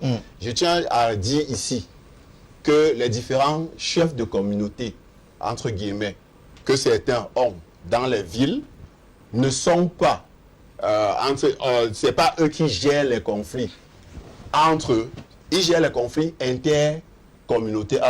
intracommunautaires. C'est-à-dire que le chef, par exemple, des Bagantés, qui est à Newbel, va gérer les problèmes entre les gars Bagantés de Newbel. Et s'il y a un problème entre un gars Baganté et une autre personne, on va vers le chef de tout le monde. C'est ça le principe. Ils ne sont pas là. Ouais, s'il vous plaît, c'est pas une affaire d'être un État dans l'État. Vous n'allez pas refuser. Vous parliez tout à l'heure de culture. Vous n'allez pas refuser à des peuples d'avoir leur culture et leur manière de fonctionner. C'est la manière qu'ils ont trouvé la plus efficace de fonctionner. Est-ce qu'ils violent une loi? Je ne pense pas. Ça, c'est un autre élément. Maintenant, pour ce qui est de façon globale, pour ce qui est des solutions, je vous ai dit, les conflits aujourd'hui, c'est d'abord un problème de ressources. Et l'un des problèmes, vu que l'un des problèmes clés, c'est le problème du foncier et de la gestion des ressources en eau et le reste, il est la question que la réforme foncière qu'on attend depuis des siècles soit gérée. C'est-à-dire que nos députés, que nos élus règlent ce problème de la réforme foncière au Cameroun. Il faut également qu'on comprenne qu'un individu seul ne peut pas venir prendre 60 hectares, ne peut pas venir prendre 30 hectares quelque part. Dans cette réforme foncière-là, il faudrait au moins, pour ce qui est des espaces urbains, limiter le nombre ou bien les superficies que les uns et les autres peuvent avoir. Ça, c'est la première chose pour ce qui est du foncier. À côté de ça, il est question de voir pour ce qui est, parce que le conflit éleveur et les autres sera récurrent. Et il est question de voir comment passer d'un élevage, je vais dire, nomade, à un élevage où on est un peu plus sédentaire. On peut cultiver du fourrage, il y a des solutions qui existent. Et ce serait bien d'y penser, parce que ces communautés-là, tant que les ressources sont de plus en plus rares, il est question de voir comment gérer ça. Et maintenant, il y a également là, le partage du pouvoir. Parce que lorsque M. Elimbi dit qu'il y a 80% des autres qui sont élus dans la région du littoral, c'est le partage du pouvoir. Et justement, dans ce partage du pouvoir-là, il faudrait que les modes de dévolution du pouvoir soient plus transparents. Qu'on ait des élections justes, libres et transparentes au Cameroun. Qu'on n'ait plus des élections qui sont contestées. Ça, ce sont des éléments également qui sont source de conflits. Donc, il y a le mode de dévolution du pouvoir, mais il y a également le partage des fruits de la croissance. Lorsque les fruits de la croissance ne profitent qu'à quelques-uns, il est clair que les autres se sentent frustrés et peuvent adopter des comportements qui ne sont pas dignes du citoyen que nous souhaitons. Alors, Anissa Duprismani, y a-t-il des réformes considérables à faire pour améliorer ce vivre ensemble et permettre à ce que les conflits que nous enregistrons très régulièrement soient amoindris, peut-être que ces conflits disparaissent, même si on doit pouvoir garder à l'esprit que l'histoire du Cameroun, dans sa mosaïque de communautés, a quand même été émaillée de conflits intercommunautaires, intertribaux. Pour moi, la première chose qu'il faut faire, c'est sur le plan individuel, qu'on apprenne à se respecter. L'hospitalité ne veut pas dire hôpital, comme l'a dit l'Ivoirien, parce que c'est à l'hôpital qu'on reçoit tous les malades. L'hospitalité, ce n'est pas l'hôpital. Lorsque j'arrive quelque part, je trouve les gens qui sont installés là depuis un certain nombre d'années et qui me disent voilà ce qui t'appartient, voilà ce que nous te donnons. Ça veut dire que c'est ce qu'il a appelé le contrat social pour la paix et le vivre ensemble. Ils me disent que voilà. Maintenant, si tu veux plus, on peut te vendre ça, ça. Que je respecte cela. Et même si j'ai acheté quelque part où j'habite, cela ne me donne pas le droit de piétiner, d'insulter ceux qui m'ont vendu cela. Parce que l'une des causes profondes de ce qu'on voit là, ce sont les frustrations des autochtones. Il faut le dire et le dire de manière claire, nette. Quand les gens arrivent à prendre les machettes, c'est parce qu'ils sont frustrés, dans leur habitat naturel. Il faut qu'on le comprenne. Le respect, c'est quelque chose de fondamental. Respecter les gens, c'est aussi simple que cela. Deuxième des choses, sortir de la culture de la globalisation, qui consiste que chaque fois que j'ai un problème avec un individu, au lieu de m'adresser à l'individu, je m'adresse à la communauté à laquelle appartient l'individu. Ce n'est pas la loi qui le fait, c'est l'éducation. Parce que tu augmentes avec Paul Biya, tu vas faire un procès au Conseil constitutionnel au boulot. Le boulot, on croyait voir dans tes querelles de pouvoir avec Paul Biya. Voilà des attitudes que les gens ont dans notre pays. C'est-à-dire, le problème c'est Paul Biya, mais ça devient que le boulot. C'est ça le problème en réalité. Et maintenant, au niveau des terres, parce que c'est un gros problème dans notre pays. Ce n'est pas seulement un problème, comme on le dit là, de manière bien. Non, il y a des terres comme ici à Douala, on connaît des quartiers ici à Douala qui n'ont jamais été achetés, comme les gens sont en train de le dire ici et là. C'est archi faux. On connaît des terrains qui ont été expropriés par l'État pour des projets à des autochtones. Mais ce projet n'a jamais eu lieu. À un moment donné, les gens sont sortis de nulle part, ont commencé à vendre ces terrains-là.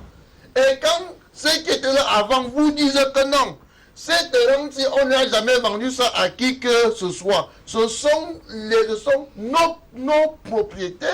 Vous trouvez quand même des fonctionnaires qui se lèvent et disent que non, C'est un titre foncier qui appartient. Il faudrait qu'on remette les populations autochtones dans leurs droits. Parce que ce qui s'est passé dans le nord-ouest et le sud-ouest, si on ne fait rien, aujourd'hui on parle encore des petits épiphénomènes ça et là.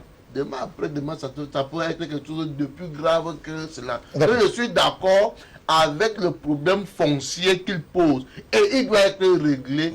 Et qu'on s'assure que chaque communauté autochtone, comme chez moi à Banganté, je suis chez moi là-bas, que lorsqu'on va faire les partages là-bas, qu'on sache qu'il y a une population autochtone ici qui mérite d'être bien entretenue dans le partage des terres qui doit être fait. Parce que si dans 10 ans, comme il a dit ici, je suis incapable de construire dans mon village parce qu'on a tout pris, je vais dire quoi demain? Alors, Vincent de Poliédé, est-ce qu'en réglant la question de l'autochtonie, on aura considérablement résolu la question, la querelle autour des conflits tribaux ou intercommunautaires? C'est une notion conflictogène. Laquelle? L'autochtonie? Oui. Et je vais vous dire pourquoi. Moi, je suis né en Balmaou. Au lieu de régler le problème, ça crée plus de problèmes? Moi, je suis né en Balmaou. Je vais vous dire que j'ai vu les communautés totalement intégrées. Il y a une notion dont on ne parle plus, l'intégration nationale. Les gens doivent s'intégrer. Je vous assure que j'ai connu des gens, des commerçants, qui se sont installés dans la petite ville de Balmaou, venus de l'Ouest, qui ne parlaient jamais leur langue en public. Ils parlaient les Wondo, ils mangeaient, ils étaient comme tous les autres papas et Wondo là. Ils ont fait leur chant, ils ont épousé les filles de là, et tous leurs enfants parlent la langue de ce coin. Et ils se sont totalement intégrés et n'ont posé de problème à personne. Il faut que les gens s'intègrent. Aujourd'hui, les gens ne s'intègrent pas. Les gens vont s'installer quelque part et restent étrangers à cet endroit. Tout à fait. Et apportent des habitudes d'ailleurs à cet endroit. Et apportent un fonctionnement d'ailleurs à cet endroit. Non. C'est ça qui est source de conflit. Je ne sais pas pourquoi on parle du vivre ensemble. Le vivre ensemble, c'est que moi je suis comme je suis, toi tu es comme tu es, mais on s'accepte. C'est faux. C'est l'intégration. Si vous choisissez de vivre à Douala, intégrez-vous parfaitement à Douala. Juste pour comprendre un peu, s'il te plaît, je ne suis pas journaliste, je veux juste comprendre. Donc si je comprends bien, lorsque je suis à Douala, vivre comme quelqu'un de Douala, c'est vivre comme... Allez en Gaoundéré pour voir les ressortissants du Sud intégrés en Gaoundéré. Vous comprendrez ce que je suis en train de vous dire là. Allez en Nous sommes à Gaoundéré. Douala, je demande comment on fait pour s'intégrer à Douala. Mais quand... La question est très pertinente.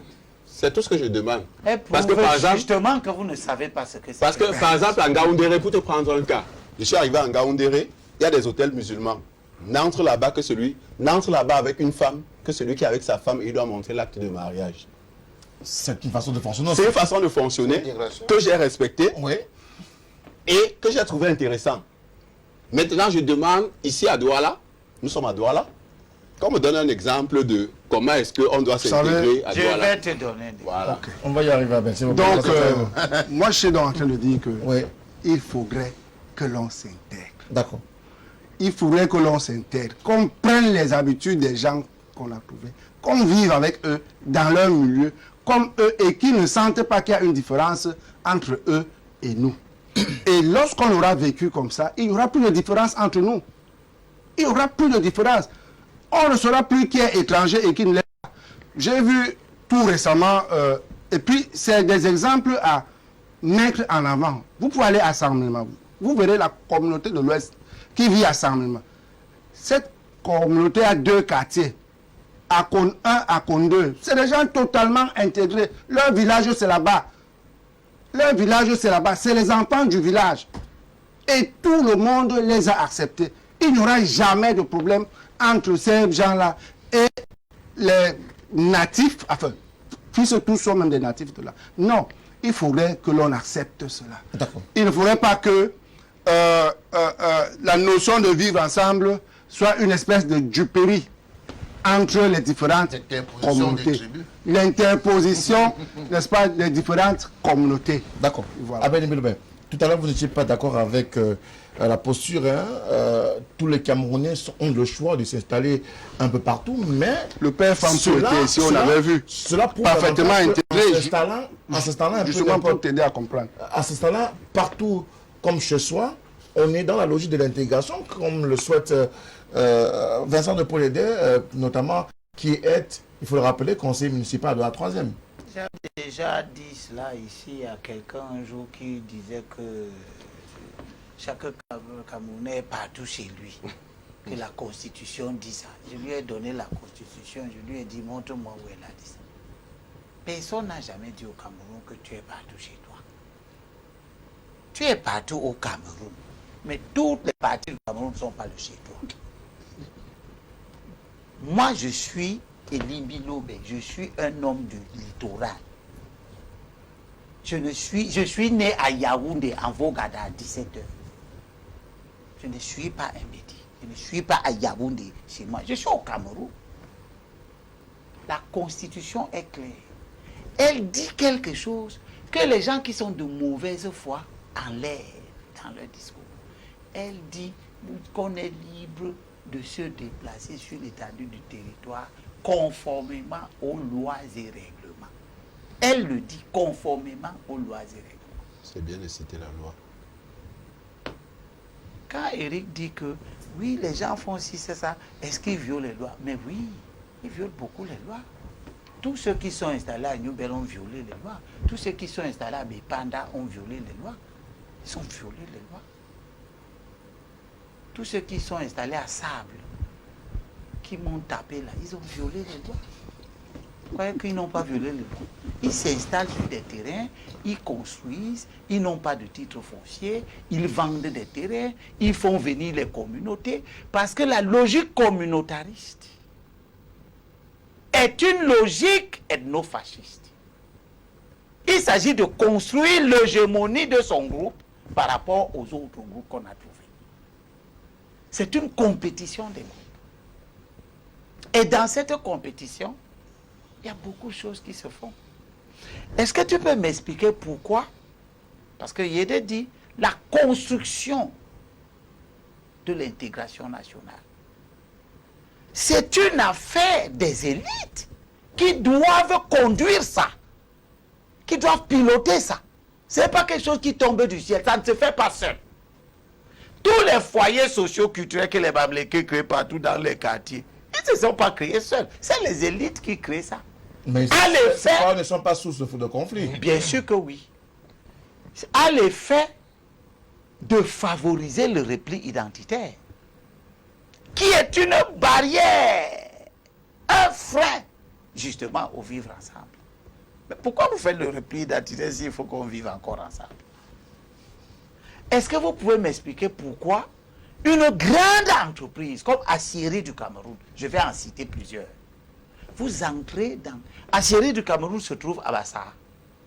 Dans le canton Bassar, aucun Bassar ne travaille dedans. Tout le monde est bamléké. Plus de 100 personnes. Non, je vous montre les bases des conflits éthiques. Et justement, je parlais des ressources. Non, on n'est pas dans la dispute des ressources.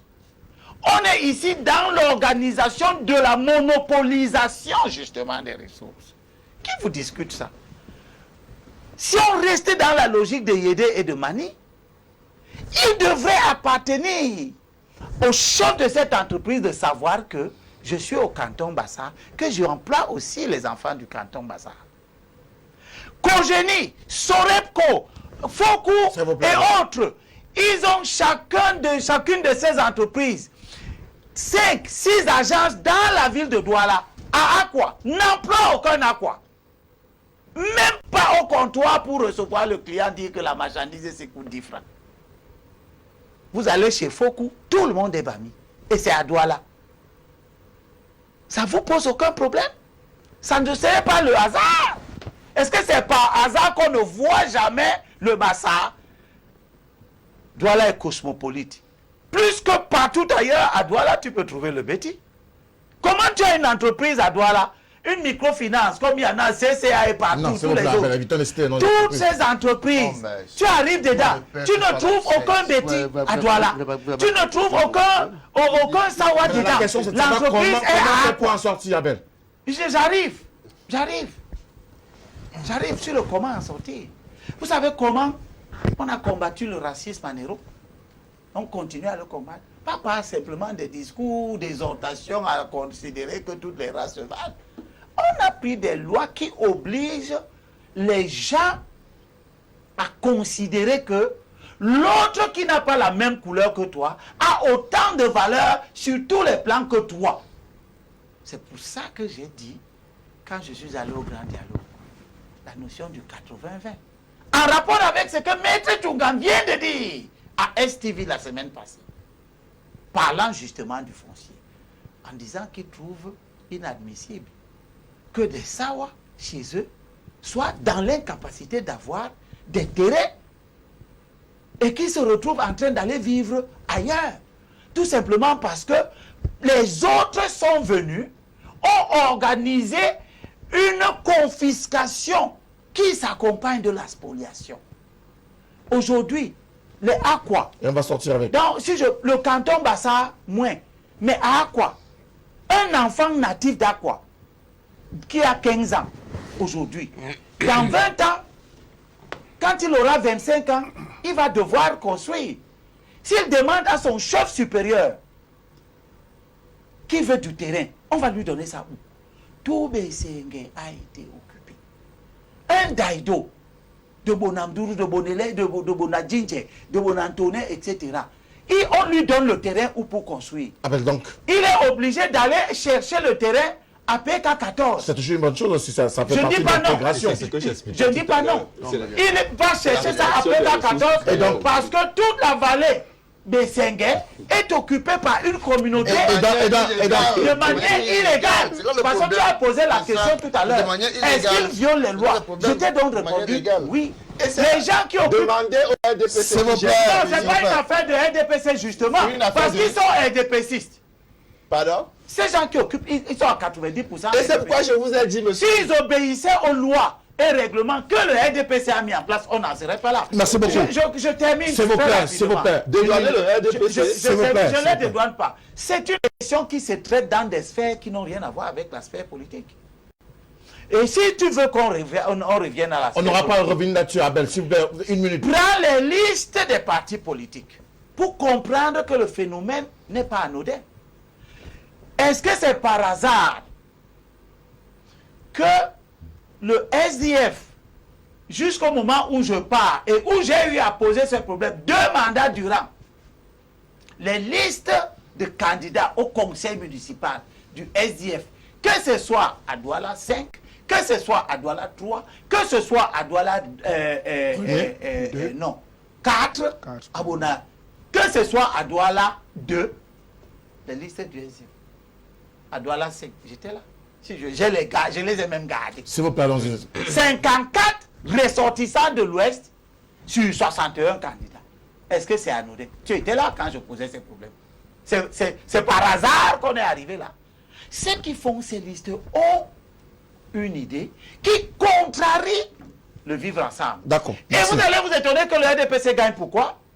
Parce que ces communautés que vous rendez d'office minoritaires vont considérer que le RDPC, qui leur donne plus de visibilité dans les listes, les protège d'une certaine manière. Merci beaucoup à vous, Abel Libéré. On va prendre quelques SMS avant de sortir. Que la gouvernance est mauvaise. Merci beaucoup. Elle prouve que le RDPC... Alors, bonsoir à vous. Non. Au littoral, au moment où je parle là, s'il vous plaît, Abel. Sur 19 députés du littoral, 9 députés sur 19 ne sont pas originaires du littoral. Merci beaucoup. C'est la seule région qui a ce... Bonsoir à vous sur le plateau. Je voulais dire que tous les Camerounais doivent respecter toutes les autorités en fonction dans notre triangle national. C'est une Alors, respectez également les thématiques chez le spectateur. Bonsoir à vous sur le plateau. Monsieur Elimbi, merci pour votre sagesse. Le monsieur du SDF dit vrai. Les frustrations nous conduisent déjà à des actes regrettables. C'est monsieur Ntiam ou madame Ntiam Paulette depuis Limbe qui nous a envoyé son message. Bonsoir à vous, monsieur Moutomé. Vous voudrez bien... Non, je ne lis pas des messages incendiaires. Il y a des messages qui sont parfois incendiaires. Il vaut mieux éviter de les lire. Alors, on découvre les messages en même temps que vous.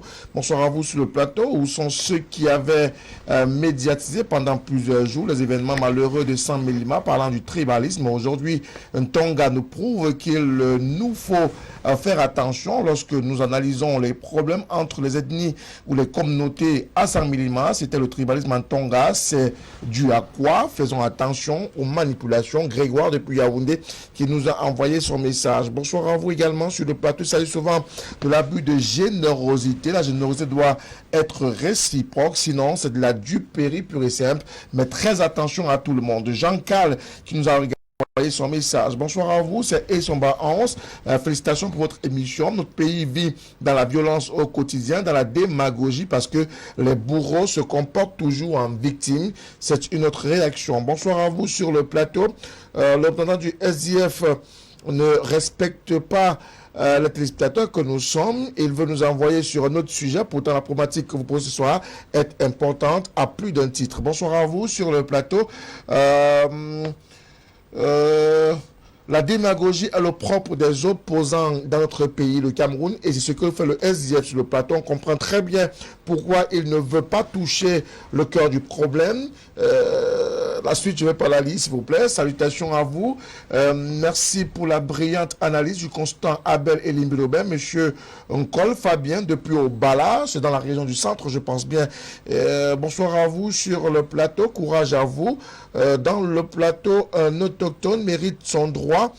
Chaque Camerounais a sa région et sa religion et son lieu. C'est Mouna Bobo qui nous équipe depuis Pongo Songo, également dans le cadre de ce programme. Bonsoir à vous sur le plateau, les fans de la télévision du monde. Bonsoir à Sa Majesté, Anissé de PK 21, s'il vous plaît, Monsieur Moutomé. Laissez les deux panélistes de votre droite ouvrir les brèches. Cette épineuse question relative aux conflits intertribaux au Cameroun, la véritable source de tous ces malaises est le problème foncier que M. Eric Pimlap arrête de faire dans la pure sorcellerie et de la pure démagogie. Il est dans la même logique que ses plus hauts responsables du parti, notamment le SDF. On connaît l'idéologie politique et de la tendance, sa tendance au sein du SDF, une tendance qui se rapproche davantage à un parti politique qui n'est pas sur ce plateau, que je ne vais pas citer, qui les pousse à créer l'anarchie partout où, au fin d'arriver à étudier à Yaoundé. Et cette idéologie n'est autre que la nationalisation de toutes les terres du pays au but d'abolir le droit de l'autochtonie une fois au pouvoir, et particulièrement dans la région du littoral, les régions du littoral, du sud et du centre. C'est un Camerounais qui nous a envoyé son message. Bonsoir à vous sur le plateau. Vraiment, je suis joyeux à écouter M. Abel Limbilobé, pardon, laissez-le continuer sans s'arrêter, M. Abel Limbilobé, élucider les vrais Camerounais qui se sentent dans ces allocutions et dans vos prises de position. C'est M. Tessi depuis Bafia, c'est dans la région du centre également. Bonsoir à vous sur le plateau. Je suis Sawa Dunkam. Abel Limbilobé est loin de vivre la même réalité que moi, même si on est dans le même littoral. Presque tous les chefs de service sont d'une autre communauté. Pourquoi ne relève-t-il pas cela? C'est Basile Zima qui nous envoie. Je viens de dire. Oui, sauf qu'il peut-être ne nous a pas très bien compris, Abel. Merci à vous tous, messieurs, qui nous avez envoyé, et mesdames, qui nous avez envoyé vos SMS ce soir. Il y en a plusieurs. On a fait un peu un tri d'à peu près une dizaine pour permettre à ce que nous puissions également aborder avec sérénité la deuxième thématique. La deuxième thématique porte essentiellement sur la crise socio-politique qui sévit dans les régions du nord-ouest et du sud-ouest du Cameroun. Et on le sait, Ces jours encore, il y a eu des opérations de forces de maintien de l'ordre sur le terrain. D'ailleurs, ces opérations suivent la condamnation par le tribunal militaire à Buea de 4 séparatistes reconnus coupables d'assassinat contre les enfants de l'école Moda à Francesca à Kumba.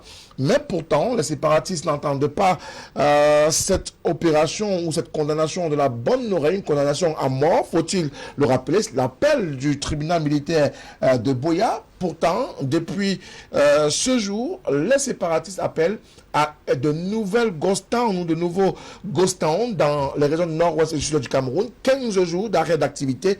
Abel, est-ce que le retour, la mise en forme de cet appel à mort ou cette condamnation à mort de ces séparatistes devrait pouvoir inverser la donne sur le terrain, de sorte qu'on n'arrive plus à des scènes comme celle de cette école où des enfants innocents ont été tués, mais aussi de cet appel peut-être dangereux à ce ghost town pour 15 jours dans les régions du nord-ouest et sud du Cameroun? Les séparatistes n'appellent pas au ghost town. Vous ne faites pas comme si ils avaient des disciples à qui ils disent arrêtez de travailler. Mais c'est ce qui se passe depuis très longtemps. Ils lancent leur appel. Ce n'est pas un appel. C'est une fatwa, c'est une intimidation. Ils disent que personne ne va travailler, que personne n'ira au marché, personne ne va ouvrir sa boutique. Personne n'ira à l'école. Ce n'est pas une adhésion, c'est une contrainte, c'est une intimidation, c'est un terrorisme. C'est une façon de dire à tous ceux qui voudront déroger à ces injonctions-là qu'ils vont faire l'objet de punition. Donc, ce n'est pas une adhésion. Les gens qui ont pris des armes pour faire la politique doivent être combattus. Doivent être mis à mort. Ils doivent être combattus. Ils vont être combattus par deux choses. Sur le terrain démocratique, par la confrontation des idées, par les échecs aux élections. C'est d'ailleurs pourquoi ils ne veulent pas aller aux élections. Ils doivent être combattus sur le terrain judiciaire. Parce qu'on ne prend pas les armes pour faire la politique. Ça pourra durer même 150 ans. Ces principes resteront cardinaux. Nous allons mener ce combat. Des générations après, nous continuerons à mener ce combat. Le monde n'a pas commencé aujourd'hui, ça se passe comme ça ailleurs. Sur le terrain démocratique, nous constatons que ceux qui prennent les armes pour faire la politique, ils désertent le débat démocratique. Ils ne sont pas dans le débat démocratique, vous les voyez. Vous connaissez un parti politique des gens qui veulent faire la sécession. Il y a seulement des partis qui récupèrent, comme le SDF, comme le RC, etc., qui essaient de récupérer. Mais ils n'ont pas le courage d'assumer d'être promoteurs d'une politique de sécession ou de prise d'armes pour accéder au pouvoir.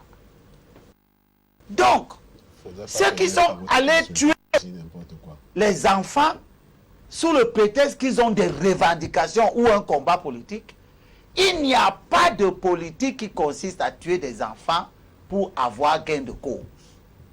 Donc il faut également les tuer. Donc il faut les poursuivre au tribunal et les condamner conformément au code pénal. De la peine de mort. Ils ont été condamnés conformément au code pénal. Moi, je ne sais pas si le code pénal dit que si tu tues les enfants, on te condamne à mort. Si c'est ça que le code pénal dit, nous étions ici hier. Et Ndjok, du PCRN, vous a dit que la justice a 3 missions. Faire respecter la loi, sanctionner ceux qui violent la loi et protéger les faibles. C'est lui qui a dit ça. Faire respecter la loi, c'est que ne tue pas les gens. Donc si on les a arrêtés, on les a amenés devant les tribunaux réaffirment ce principe. Les tribunaux ont donc raison. sanctionner ceux qui violent la loi. Vous donnez la mort parce que vous avez des idées politiques. Le code pénal s'applique. Il s'est appliqué. Maintenant, il reste que la Constitution dit qu'aucun citoyen ne doit connaître un traitement cruel et inhumain. Ça, c'est la Constitution qui le dit. Les juges ont condamné conformément à la loi. Celui qui est chargé de faire exécuter, c'est le président de la République. Lui, il va faire respecter la Constitution. C'est pour ça que vous voyez que depuis que M. Biya est au pouvoir, il n'a pas ordonné l'exécution des gens qui sont pourtant condamnés à mort. D'accord. Alors, Eric Pina, l'annonce de cette condamnation de ces séparatistes-là a quand même divisé l'opinion publique nationale d'une façon ou d'une autre. Et il y en a qui sont favorables à cette condamnation et qui pensent que en étant aussi ferme avec la loi, on permettrait de sauver les meurtres dans le nord-ouest et le sud-est. Il y en a qui davantage pensent que une condamnation à mort, c'est un peu trop fort. Il vaudrait mieux peut-être adoucir les peines, donnant ainsi la possibilité à ceux qui ont pris les armes de pouvoir les déposer. Qu'est-ce que vous en pensez? Déjà, permettez-moi de dire que la loi a été appliquée, c'est-à-dire que le juge a dit le droit. Et le juge est, on dit souvent, est le seul qui prend la décision. De face à sa conscience. Voilà. Donc le juge a lu le droit en appliquant cette peine de mort. Maintenant, pour tout ce qui est activité des sécessionnistes, il ne faut pas oublier que le 1er octobre, c'est bientôt. Donc, le 1er octobre étant bientôt, il y a de fortes chances qu'ils essayent de mener un certain nombre d'actions d'éclat parce qu'ils souhaitent qu'on les voie. Parce qu'il ne faut pas oublier que nous sommes dans une guerre asymétrique. Dans la guerre asymétrique, la symétrie, ce n'est pas seulement dans les moyens, la symétrie, c'est également dans les objectifs. Parce qu'il ne faut pas oublier qu'on va se retrouver chaque fois que la situation sera un peu calme. Vous allez voir, on va sortir. Il y aura un élément de barbarie qui va sortir là pour qu'on parle encore d'eux. Malheureusement, c'est comme ça que tous les groupes qui opèrent dans cette logique-là fonctionnent. Donc, il faudrait qu'on le sache. Donc, il est question de régler ce problème de façon définitive. Et je ne pense pas, sincèrement, que si la solution était militaire, on aurait déjà fini avec ça. Mais est-ce qu'avec les pistes qui sont lancées ainsi par la justice, si on doit dire ainsi, on n'est pas en train de courir ou alors d'aller tout doucement vers des solutions pérennes définitives? Non, tout simplement parce que je tiens à dire qu'il y a une vingtaine de généraux ambazoniens qui ont été tués depuis le début de la guerre. On peut vous citer les noms. Le plus récent, c'était à Yeke, dans le sud-ouest et dans le Libye particulièrement. Donc, le fait de, chaque fois, il y a un nouveau généraux qui apparaissent. Aujourd'hui, le nouveau nom qui sort tous les jours, c'est No Pity. Il y a un temps, c'était Phil Marshall qui était à la mode. C'est vrai qu'actuellement, il est en perte de vitesse parce que de plus en plus, on se rapproche de lui. Aujourd'hui, c'est No Pity. Demain, vous aurez quelqu'un d'autre. C'est-à-dire que de façon globale, on est arrivé à une situation où la situation s'est enlisée. Les gens se sucrent les doigts parce qu'il y a l'industrie de la guerre. Je dis souvent, le sud-ouest était le premier producteur de cacao au Cameroun. Allez dans le sud-ouest. Si vous voyez un champ de cacao ou le cacao pourri au champ, vous venez me dire. Les plantations de la CDC où on a chassé les employés, allez là-bas si vous voyez si les bananes sont en train de pourrir au champ. Il y a des personnes qui ont créé un système où ils se sucrent tous les jours. Et ils se battent pour que la situation s'enlise. Et c'est l'occasion ici de féliciter nos forces de défense et de sécurité qui abattent un travail et qui perdent leur vie tous les jours. Je crois que récemment, il y a de cela moins d'une semaine, il y en a encore qui sont tombés sur le champ. C'est un discours de la part du SDF. Sur le champ. Le SDF sage, ça. Sur le champ de guerre. Et maintenant, il est question de rappeler à M. Elimbi. Il est question de rappeler à M. Elimbi que le SDF, déjà dans ses textes, il est écrit en noir et blanc dans nos statuts que nous arriverons au pouvoir par les voies démocratiques. Donc c'est clair comme l'eau de roche. Et maintenant, au début de la crise anglophone, je dis bien au début de la crise anglophone, le SDF est le seul parti dont les députés sont descendus dans le nord-ouest et le sud-ouest pour décourager les Camerounais à prendre des armes. Le SDF est le seul parti qui a Le MRC bloqué... n'était pas là. Qui a bloqué... Le SDF est le seul parti qui a bloqué l'Assemblée nationale en 2017 pour que les amis de M. Mani posent... C'était bloqué, mais c'était davantage faire du bruit avec des vuvuzela. Pardon? C'était l'opération blocus et on a utilisé, mais pourtant, les moyens. Je vous dis bien, nous avons utilisé les moyens qui étaient à notre disposition pour nous faire entendre. Malheureusement, le RDPC de M. Mani a décidé de faire la sourde d'oreille. Monsieur Limbi, vous permettez qu'on puisse continuer. Merci, monsieur Limbi, merci. Monsieur Mani, pour cette crise dans le nord-ouest et le sud-ouest du Cameroun, la solution peut-elle être judiciaire? Ne demandons pas aux juges de faire la politique. Le juge ne fait pas la politique. La justice ne fait pas la politique. Quand le juge prend une décision de justice, il n'est pas dans les réflexions politiques, de résolution de crise et tout ce qui va avec. Le juge dit la loi, il s'arrête là. Tu as commis une faute, que prévoit la loi par rapport à cette faute? Parce que nous sommes dans une situation aggravante. Supposons même que la cause défendue par les abandonniers soit bonne. Qu'est-ce que les enfants, dans une salle de classe, vont aller voir dans le conflit armé? C'est une situation aggravante, au-delà du meurtre. Parce que les victimes de cet assassinat sauvage n'ont rien à voir avec le conflit. Pire encore, ce sont des enfants anglophones. Alors qu'ils disent qu'ils se battent pour les anglophones. Et quand vous tuez les enfants anglophones, ça veut dire que vous tuez l'avenir des anglophones en réalité. Parce que c'est l'enfant qui est l'avenir pour chaque communauté. Donc, dans tous les cas, même si c'est moi qui étais à la place de ce juge, je pense que j'aurais prononcé la loi dans toute sa fermeté. Maintenant, nous connaissons qu'on a fait une décision de justice qui peut être attaquée. Et nous connaissons également bien que cette décision, pour le moment, elle est une décision qui est temporaire parce qu'il y a des voies de recours que permet notre juridiction. Maintenant, sur la question essentielle, à savoir est-ce que nous sommes en train d'aller vers une solution à cette crise. Déjà, il faut qu'on se comprenne bien. Les crises comme celle-là, c'est-à-dire, comme l'a dit Eric, les guerres asymétriques, ça ne s'arrête pas du jour au lendemain.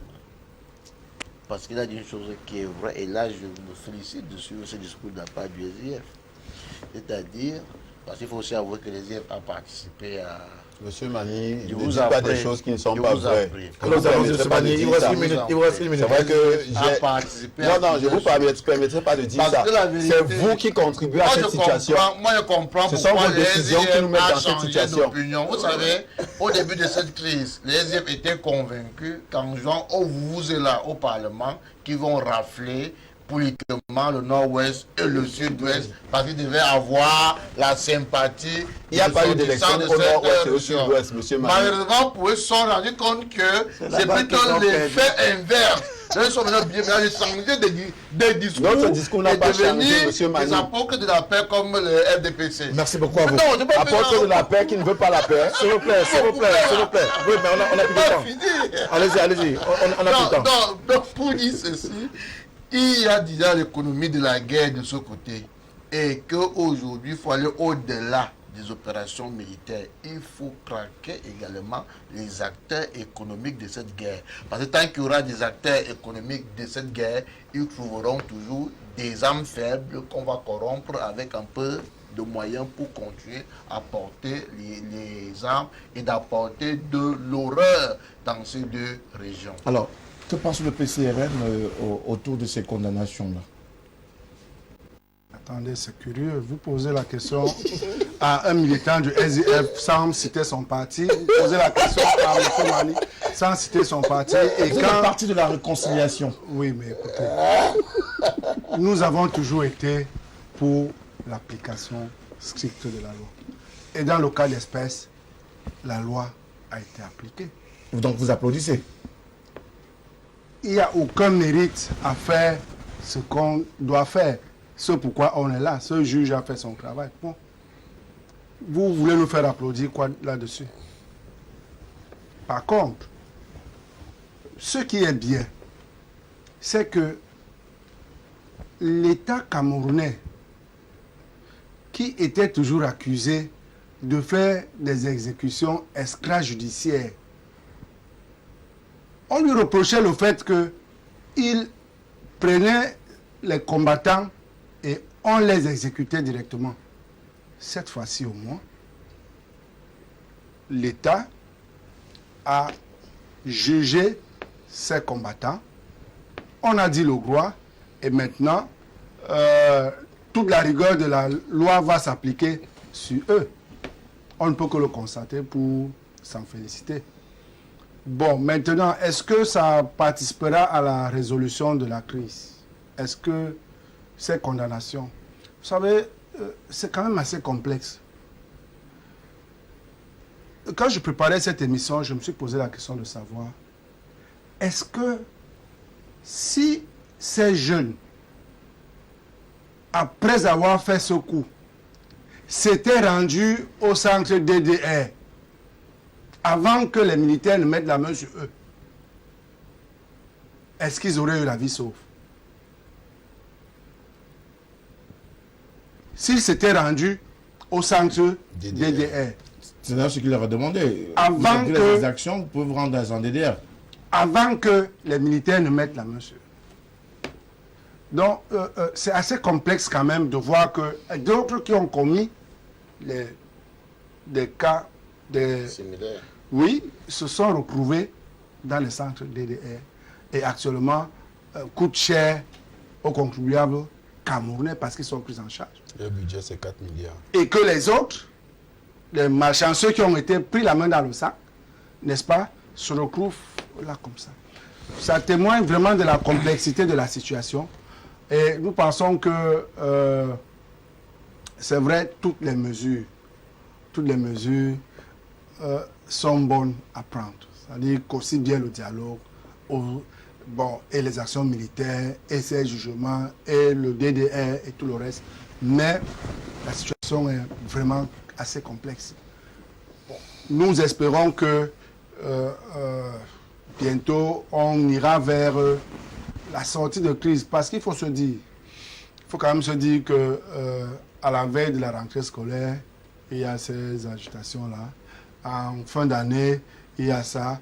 Et on s'approche du 1er octobre, comme il a dit, il y a cela.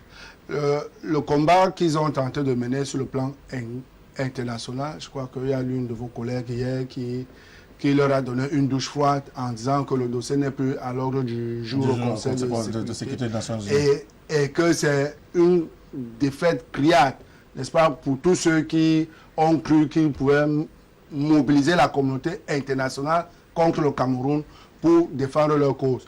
Maintenant, ils comprennent que la seule issue, c'est le dialogue.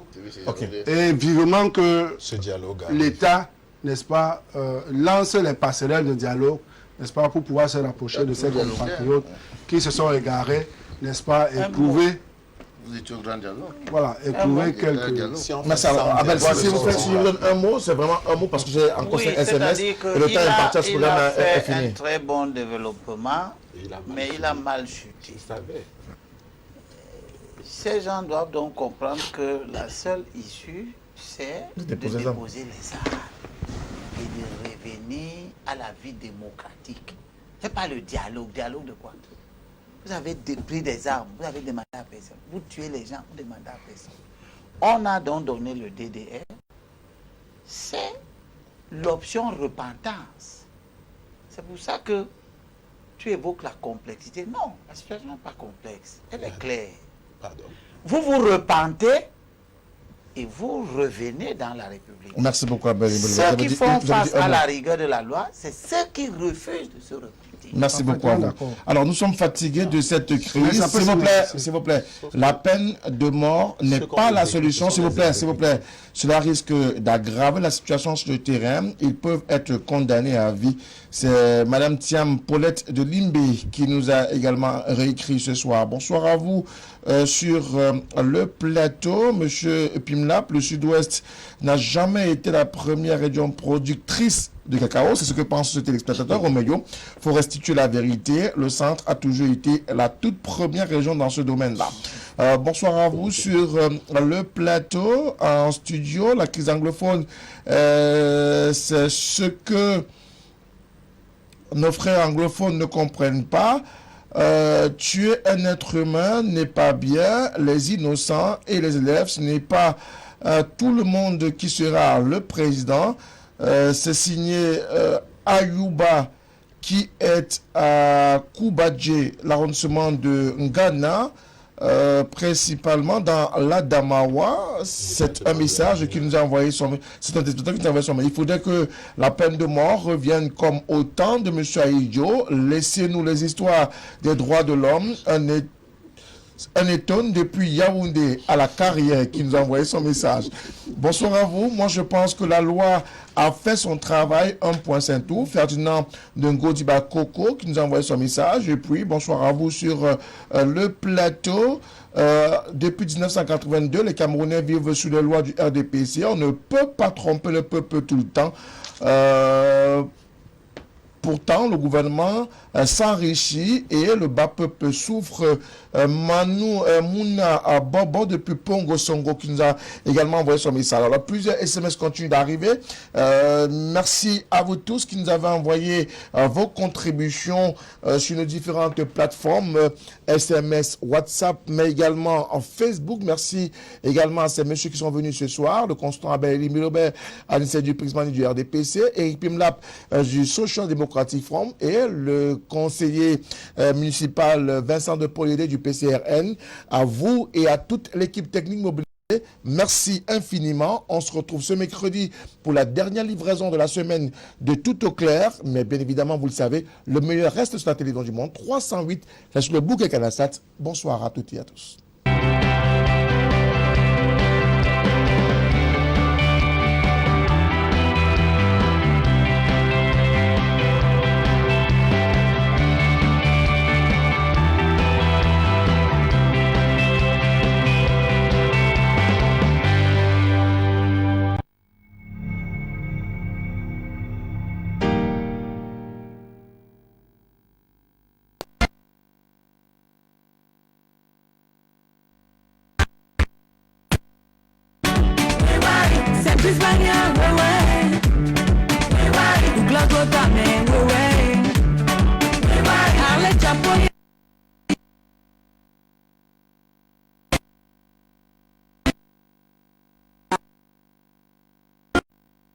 Retrouvez votre chaîne de télévision LTM disponible dans le bouquet Canalsat au niveau du canal 308 et le bonheur s'offre à vous.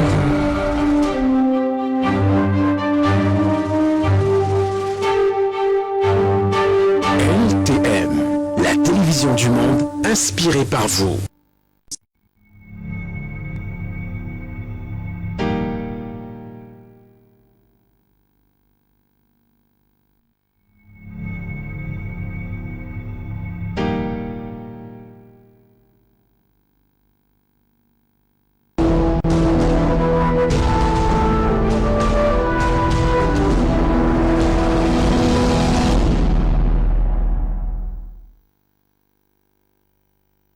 Authorities in Cameroon have threatened to confiscate the property of the National School of Administration and Magistracy in Yaoundé, this known as on its French acronym as ENAM, if it fails to pay its debt of over 54,032,788 francs CFA. The details of this particular story will be on this newscast. Over to the southwest region of the country, the senior divisional officer for the Ndian division, Forwan Lawrence, visited traders in Mundemba subdivision who have been facing severe difficulties as a result of poor roads caused by the ongoing socio-political unrest troubling the two English-speaking regions of the country. On this newscast, we shall see how this peace walk was carried out by the SDO. And out of the country, heavy rains and flash floods in Sudan have destroyed dozens of villages and left tens of thousands of people without homes. This and many more will make up today's edition of the 5:30 Prime One News.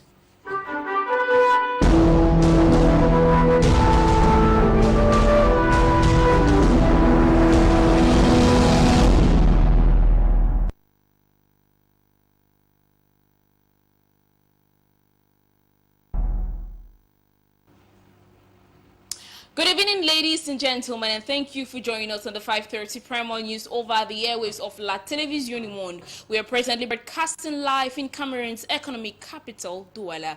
We open this newscast with this information taking you to the southwest region of the country to look at the shortcomings and difficulties of the population of Eyumojok, that is Namanyu division of the southwest region of Cameroon. The population which have been suffering from lack of potable drinking water and electricity for close to 5 years now. They brought up their grievances, which is supposed to be seen to it by the different administrators